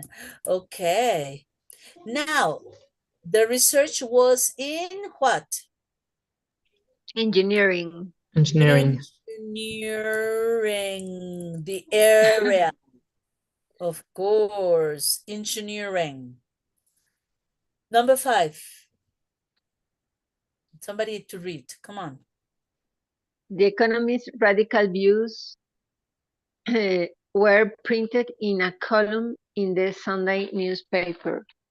Okay, there's no error. Yeah. There's no error. Who's the economist? Well, the person. Person. The person The who's professional. the professional. Yes, the person who studied economy is the economist. And his views, his opinions, his points of view were printed, okay, plural, were printed in a column, blah, blah, blah. This is correct. Number 6, come on, somebody who can read.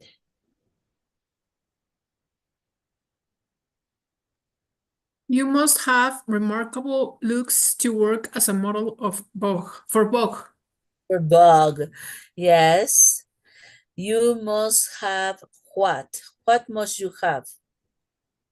Remarkable looks, no? Good looks. It's like when you say, look at me, I have a new look. Singular. Look. I like your look. Okay. But if it is more than one look, then we can pluralize. No problem.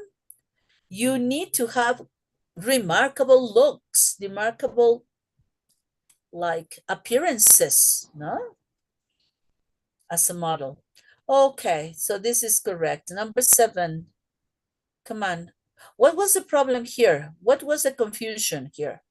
Looks or something else?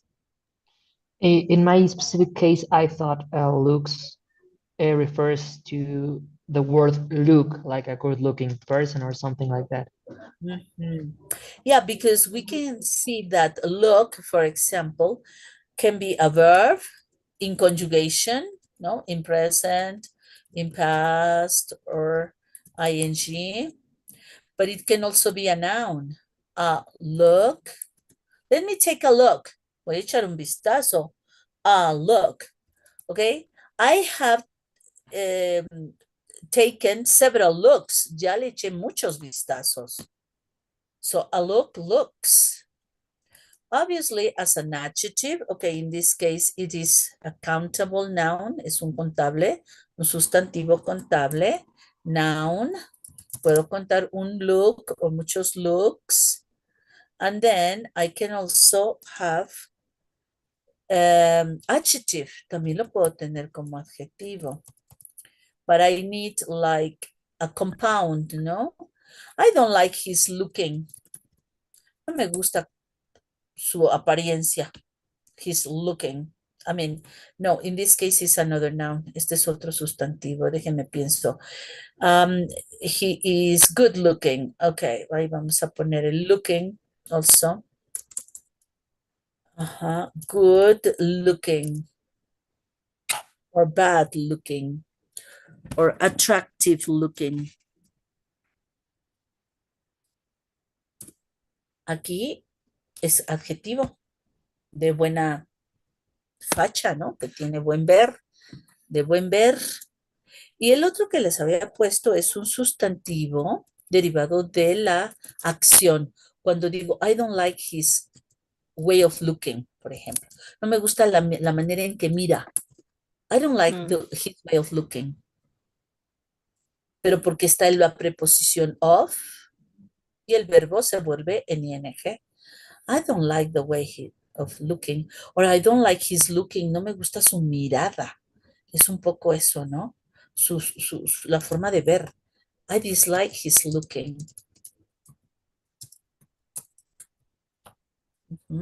Y si fuera su apariencia, sí sería I dislike his look. No me gusta cómo se ve. Pero his looking es la acción que él provoca al ver. So, his looking. Okay? Okay. Okay. Nice. Okay. Good. So, in here we need to detect that we need a noun. Necesitamos un sustantivo. Y pues sí, tiene que ver con la apariencia para ser modelo. Looks. All right, number 7. What about it? No errors. It was Correct. correct. Is it correct? Yeah. Yeah. He had Ah. several No, it critics. actually, No? no, it's incorrect. Critics. Incorrect. Critics. He had several critics. He had several. Critics should be criticism. Excellent. Because critics are the person, the people. So we say, he had several critics. Hasta ahí vamos bien, sí podría tener muchos críticos, o sea, varias personas, varios expertos le están dando críticas. Estaría bien, pero después lo que sigue ya no concuerda. He had several critics to offer. About the new play. O sea, que va a ofrecer a los críticos la persona, no.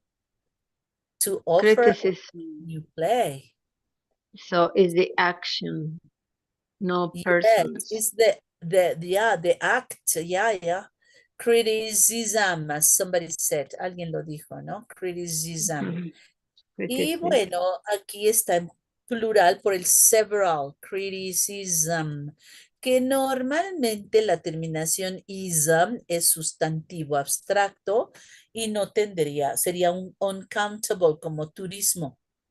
Tourism. Y no hay plural, o sea, the tourism in Mexico. There is much tourism. Hay mucho turismo, much tourism. Y no tendría plural. Ajá, pero en este caso están hablando de las críticas, no del concepto de, pues como el concepto del turismo, ¿no? Este no es un ismo a nivel como de ciencia o nivel de área de conocimiento, sino es el acto de criticar. So he had several criticisms, in plural, to offer about the new play. All right, number 8. What about it? The gardener, gardener. La cosa sería el garden, pero gardener, it's the person, correct? The person worked, it's correct in this part. But let's continue reading. Do we have any other problem later? I don't see any. I just have a quick question. For the number 9, Okay. with the word statistic, it's basically the same on critics, right? Statistic? Yeah. Mhm. No. Statistician. Statistician, as in Statistic. critic. Uh-huh. Yeah, Person. statistic is like the number or the result of the investigation, no? Okay. Statistic. Usually in plural, no, but it is plural. It's just one statistic. But the person, so the company hired, si contrataron, no pueden contratar a Mhm. the company hired a statistician, que sería un estadístico, ¿no? Creo que es la palabra. Statistician. Statistician Statistician, is yes, the is main the- word. yeah, is the person. Statistician. Statistician, which is el Statistician. statistician, que es el estadista. No, Ajá, estadístico. El el estadista. estadístico. Ajá, El estadístico. estadístico. Ajá, la persona que se encarga de hacer las estadísticas es el estadístico. Ujú. So we need like electrician, electric. Ahí tenemos electric or electricity, electrician. Statistic, statistician. Okay. Okay. Thank Y you. aquí pues el verbo importante es el hired. Si lo Hired. contrataron y le van a pagar, yeah, it has to be a person, not the result. Okay, Okay. and number 10 is easy, right? Number 10, the famous acting sería la actuación. Ajá, La the famous actor. Yeah, but it has appeared, ha aparecido, entonces no puede ser que la actuación ha aparecido en Broadway. I mean, it is a person, a famous or the famous Chris. Actor. actor or actress. or Actor, actress. Yes, of course. Good. All right. So before we leave today, let's put all the skills together from 39 to 42, but not in this, but in the one similar to the exam. En el segundo ejercicio. TOEFL exercise skills 39 through 42. Okay? Okay. This is finding the error. Come on, let's do it.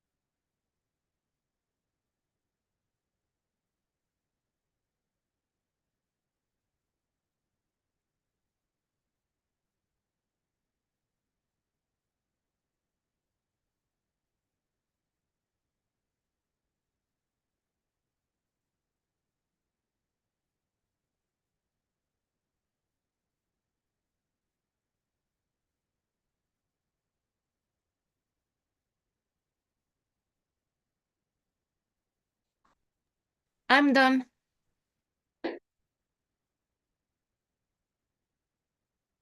Whoa, wow, that was so fast. Yeah, jeez. Okay, let's wait for a while.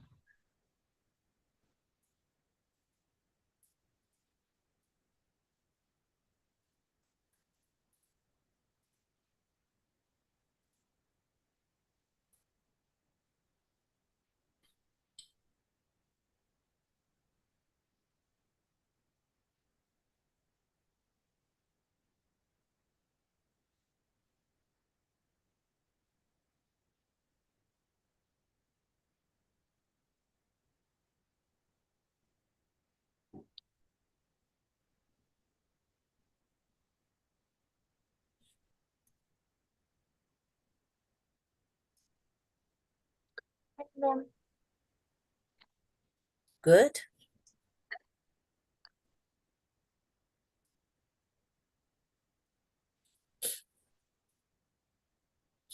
Done. Okay.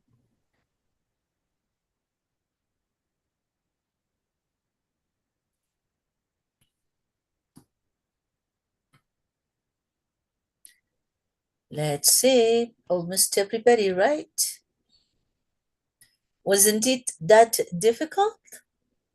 Not now, right?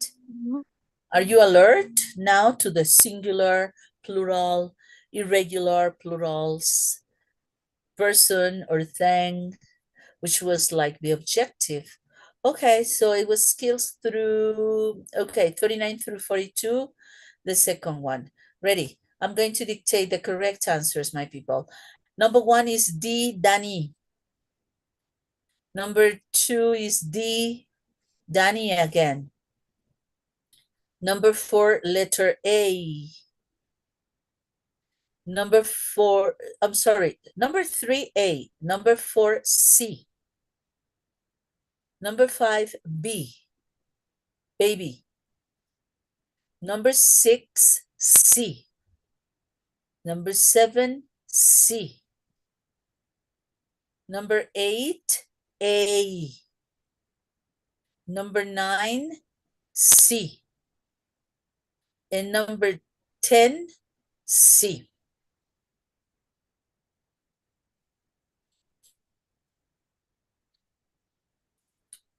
So, tell me numbers now. I want to know.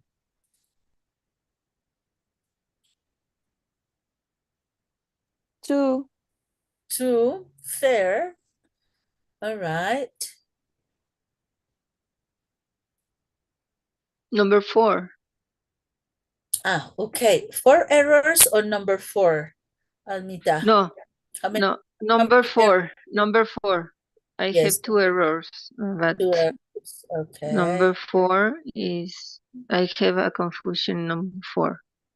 Okay. All right. And The rest, how many errors did you get? me, 2. Okay. And the others? Only one. Oh, good, good. Andrea, 0? 1. Oh, whoa, that's surprising that you had 1.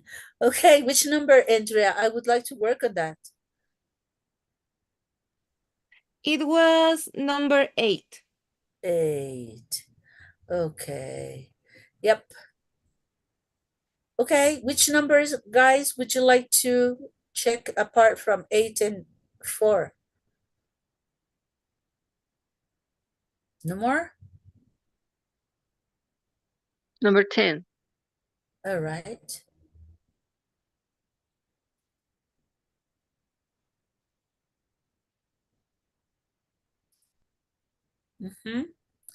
Okay. So let's work with number 4. Come on, who's gonna read it, Alma? The mystery bookstore was largely a phenomenon of the last decade. Decade, yes. Where's the problem? Okay, phenomena. Yes. If we have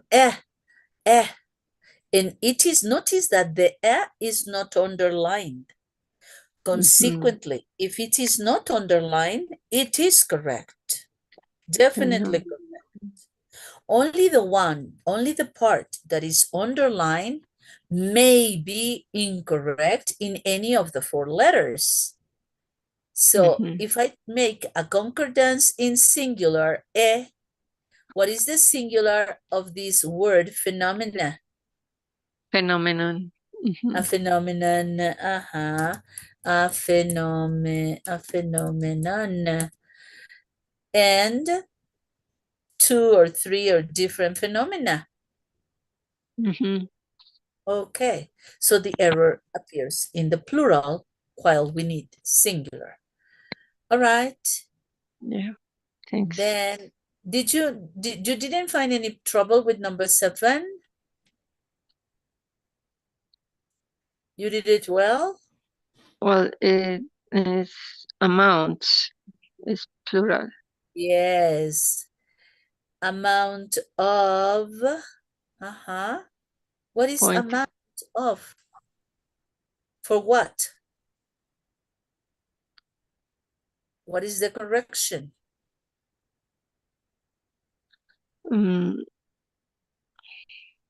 It's plural amounts. No. No. It's a large amount. It's A large. a large amount, singular. But that's not the Yeah, a large amount. What's the problem, people? Why amount is not correct? I mean, it is in singular. Amount, yes, because I have a large amount. A large quantity? Yes, or a large Number? number. Exactly, a large number. Number. Because it is countable. Number of, ¿qué es lo que estoy contando? A large number of teeth. Of course, it's plural. A large number of teeth. Amount of is for uncountable. Amount of sugar, amount of time, amount of hope. Good. Number 8. Who's gonna read it? Come on, Andrea. I think it was your turn. The first of 2 such investigation requires the students to read continuously over a period of 4 hours. Yes. So the problem here was investigation, it should be in plural. Yes, because it's 2 such investigations. And probably for us, in my opinion, investigation is uncountable because it's very abstract.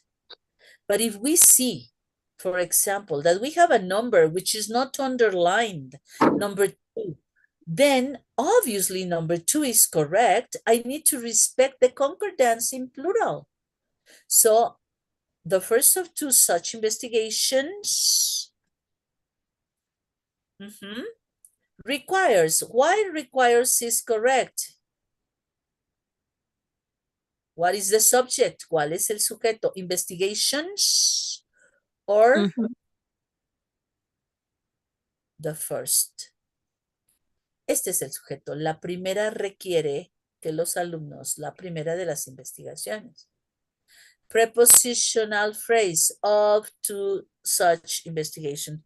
They are not main subjects. Acuérdense, las frases preposicionales no pueden ser sujeto. Son complemento del sujeto. Okay. And number 10. What about number 10?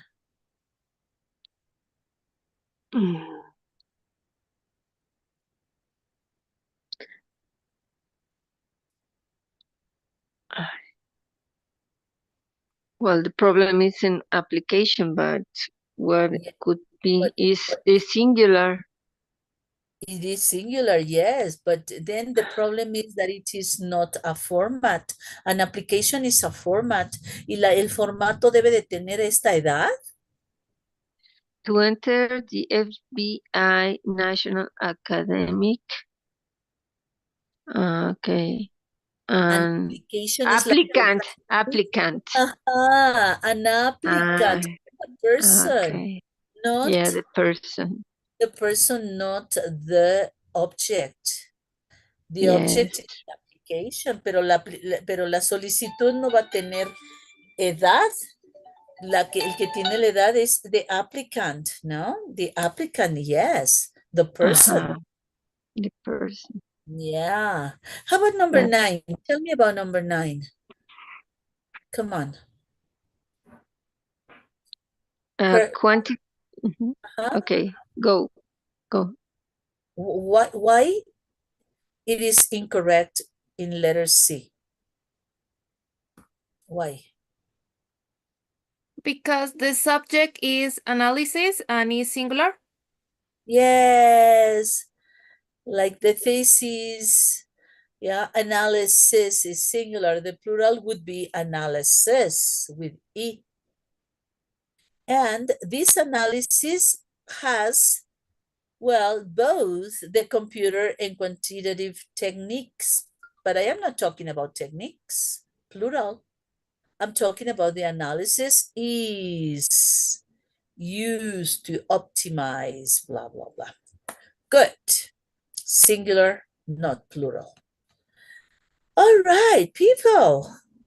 We're done at least up to this. What number did we reach? Number 48, 42. Yeah.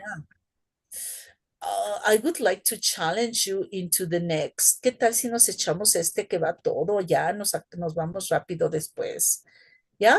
So we close everything. A ver, esto ya es más cercano a una realidad. This is what you will find on the exam. Porque ahorita los vamos por pedacitos y todos son como lo mismo. But now, all messed up. Come on. Let's try it. Come on. 5 minutes. You can do it.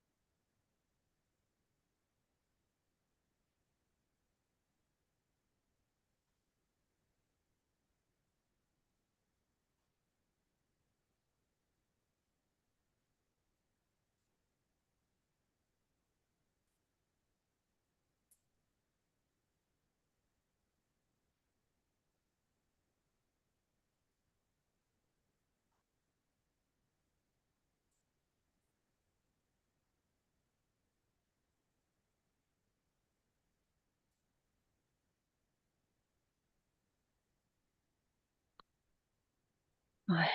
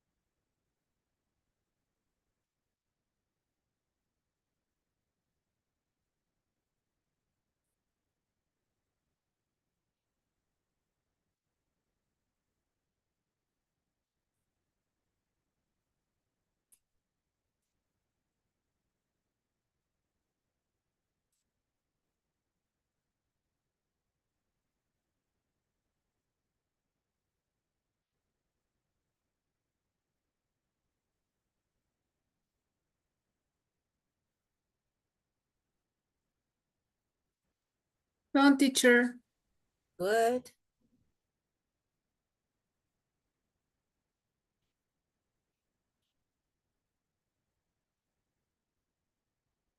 Okay.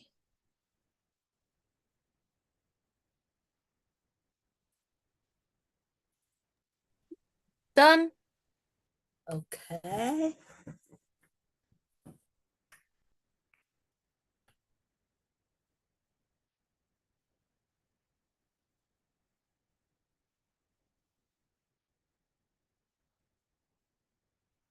This is a mix of all the skills so far. Grammar skills, structure, and written structure as well. Okay.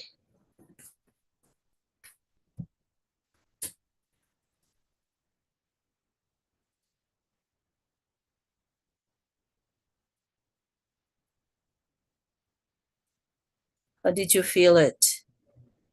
The ones who are done. Challenging?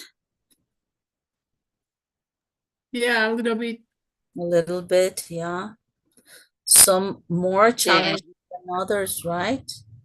Yeah, more challenge. Yeah, and it is important to be able to recognize the type of trick that they are playing on us, what strategy they are, from the ones we have seen, which is the one that is being used, because in that way we recognize the enemy. by saying which trick the enemy is playing on me. Oh my God, I did something. Sorry. I don't know what I did. Let me just take, oh yeah, 44. So I need to go backward. Problems with pronouns, that would be the next for next week. Okay, I think this is the one, okay? So, are you ready for the correct answers? Yeah. Yep. Okay. Yeah. Let's do it. This was then the last 1 through 42. Okay. Number 1 is B, baby. Number 2, D, Danny. 3, C, letter C. Number 4, letter C. 5, D, Danny. 6, A. 7, A.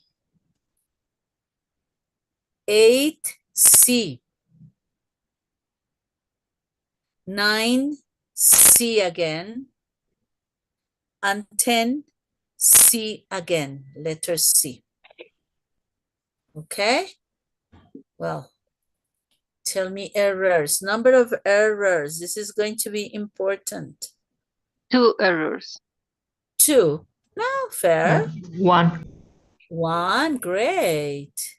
2. 2, 1. great. Abril, congratulations for that. 3. 3, Karen. Okay. Not that bad. Andrea, 0? Yeah, 0. Oh, grow. Excellent. So let's see.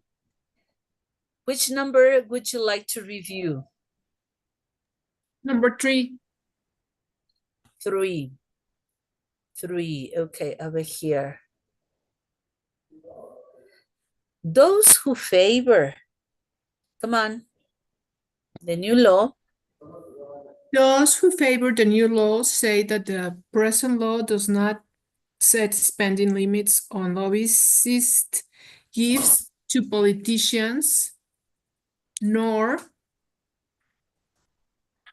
does it limit statewide funds. What type of strategy is this one? Negative connector at the beginning of the sentence. When you begin with a negative word, you have to make inversions. Yeah, like neither, when we begin with a negative at the beginning, never have I, neither does he or she. So we have like parallel structures, like coordinate, more than parallel, coordinate sentences where we have 2, but one of them begins with a negative connector at the beginning. So we have it in present. Does not set limits, nor do we have the negative, does it limit. So we have it inverted. Okay? Do you remember that? Yeah, thank you. Yeah, okay. Number 5, teacher. Number 5. Yes, number 5. Come on. It says, starting in 1811, traders and manufacturers were more easily able to send goods upriver in that steamboats. I was confused with that. Yes, that. Okay. Manufacturers were able, no? Notice how, for example, I try to eliminate words that can obstruct my mind. Were able, fueron capaces, ¿no? O eran capaces, tuvieron la capacidad. So manufacturers were able to send goods upriver, río arriba, upriver in that steamboats provided the necessary power. I mean, they were able to send them in that steamboats connector, in that steamboats provided. It's a little illogical because we would expect probably not that, in where steamboats provided the necessary power, no? In where steamboats provided, rather than in that steamboats in que. This is a little informal in my opinion, rather than saying in where, en donde, because they send the goods in where steamboats provided the necessary power to interact. So the connector where or the connectors sometimes substitute in that. Steamboats provided as a connector, because I cannot eliminate the connector. I need a connector, but not alone, because provided needs a subject. And steamboats, yes, in steamboats provided, but where is the connector? If the first sentence is the manufacturers were able to do this in steamboats that provided the necessary, I would say probably the reverse, in steamboats that provided the necessary power, but in that, like the connector, en el que, that steamboats provided the necessary power. En los que, más que en donde, en los que, it's like a connector, a relative connector. That seems, yeah, a little confusing.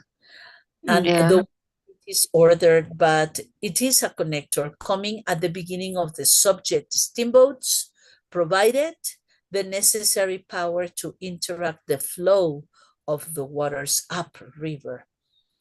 No? So here the only rescue is analyzing the connector. It is a subordinate that, y es el único que tiene las dos cosas, el conector that y el sujeto para And provide. the subject. It's the only one, definitely. Which, Okay. it is not so soundy to us in our grammar construction, but structurally is the only possible. I cannot have subject steamboats with provided without a connector if I have another sentence. Okay. No puedo tener dos oraciones sin conector y sin ninguna puntuación. Do you remember that strategy? Esa era una estrategia, ¿no? Si son dos oraciones, o una es principal y la otra es subordinada, necesito la palabra subordinada, que es el that, o which, o when, o where. Ahora, si fueran independientes, pues sería un punto y coma, o un and y no un in. Entonces, el in es una frase preposicional conectada con una subordinada. In that, steamboats, en el que, ¿no? Los mandaban río arriba en lo que decimos nosotros, ¿no? En lo cual o en lo que los botes proporcionaban la potencia.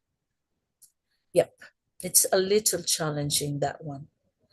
All right, what's the number? No more? Everything was fine? Number, yeah? Letter number? A, letter 6. Number six? Yeah. Did you detect passive voice or not? Temperature might be indicating. No, because that is Indicated. active. Si le pongo is indicating. Indicated. Ajá, on a metallic. Pero si tengo el by, acuérdense, ya tengo mucho de gane. By the On a amount, by, que es si tiene el by. by Passive the voice. amount of that. Okay. I have a passive voice, no? Temperature is indicated on a metallic thermometer or was indicated. No, but it is in present. Is indicated on a bimetallic thermometer by the amount that the metallic strip bends. No? So this is passive, no? All right. Okay. Okay. Well, many of the food, many food is uncountable. La comida no se cuenta. Too much food. Much of the food, no? A lot. Could be lot. Yeah, or lots of the food. Yeah, but not many. Many is for countable and food is uncountable. Ahora fíjense aquí, si en lugar del food trajera una S, foods, lo cual es posible porque estaríamos hablando de los diferentes tipos de alimento que puedan consumir, que no nada más consuman un solo tipo, sino varios tipos de alimento, entonces sí se podría pluralizar foods. ¿Ok? Porque sería como las categorías de alimentos que tenemos nosotros, por ejemplo, classified as carbohydrate, protein, lactose and all that. Ahí sí podría yo hablar de alimentos por categoría y podría ser plural. Pero no lo tiene y no está subrayado, por lo tanto, food está visto como no contable. Many choca con lo no contable. ¿Ok? ¿Detectaron aquí el project en plural? ¿Projects? ¿O no? Porque habla de en plural all of, todos los. All of the projects are. Y aquí está el plural, are. Yeah, projects. Yeah, projects. All of NASA projects. Yes. And in this one, number 8, este has pues está de más, ¿no? Porque, ¿por qué presente perfecto si estamos hablando del pasado? Esta es como la sincronía temporal de la que estuvimos hablando. Si ya está en pasado, no puedo regresar a un presente perfecto. This is not logical. Entonces, si ya una oración me dice, before the newspaper became, antes de que el periódico se hiciera como conocido, famoso, a town crier, o sea, una persona que gritaba las noticias, has walked, caminado, no, pues si esto fue antes, no tiene por qué caminar ahora. So this is omitted, este está de más. Este has, pues no debe de estar porque necesito pasado, no presente perfecto. El presente perfecto me llevaría al presente actual y eso ya no ocurre. Bueno, sí, en algunos pueblos todavía, ¿no? Ajá. Y la última, fungi es plural. Fungi, cause, plural. More serious plant. Diseases. Diseases, claro, enfermedades de las plantas. Than do other parasites. All right. Okay, my people, sorry for holding you so long. Creo que ya están así como que tirando la toalla. Was a long journey, my people. Thank you very much. But we did it. Thanks to you. Thank you. 36, 37, 38, 39, 40, 41, 42, 7. Yay. We reached the goal. All right. Yeah. Congratulations. So I'll see you next week. Continue. Okay. Okay. And have a good recovery, Thank Susie. you. Thank you. It's a long recovery, but yes, I still Yeah. have to resist it. Be Oh, patient. Yeah. yeah. Me pusieron mi estate quieto. Yeah, be patient. That was God saying, "You crazy Susie." You need to be calm. Calm down. Calm down. Now I have to do it. Yeah. Okay. Well, my best Okay. wishes to you. Have Happy a nice week and see you next Saturday. You too, guys. Bye. See you. See you Bye, next weekend, teacher. Ciao, teacher. ciao. Bye. Bye bye.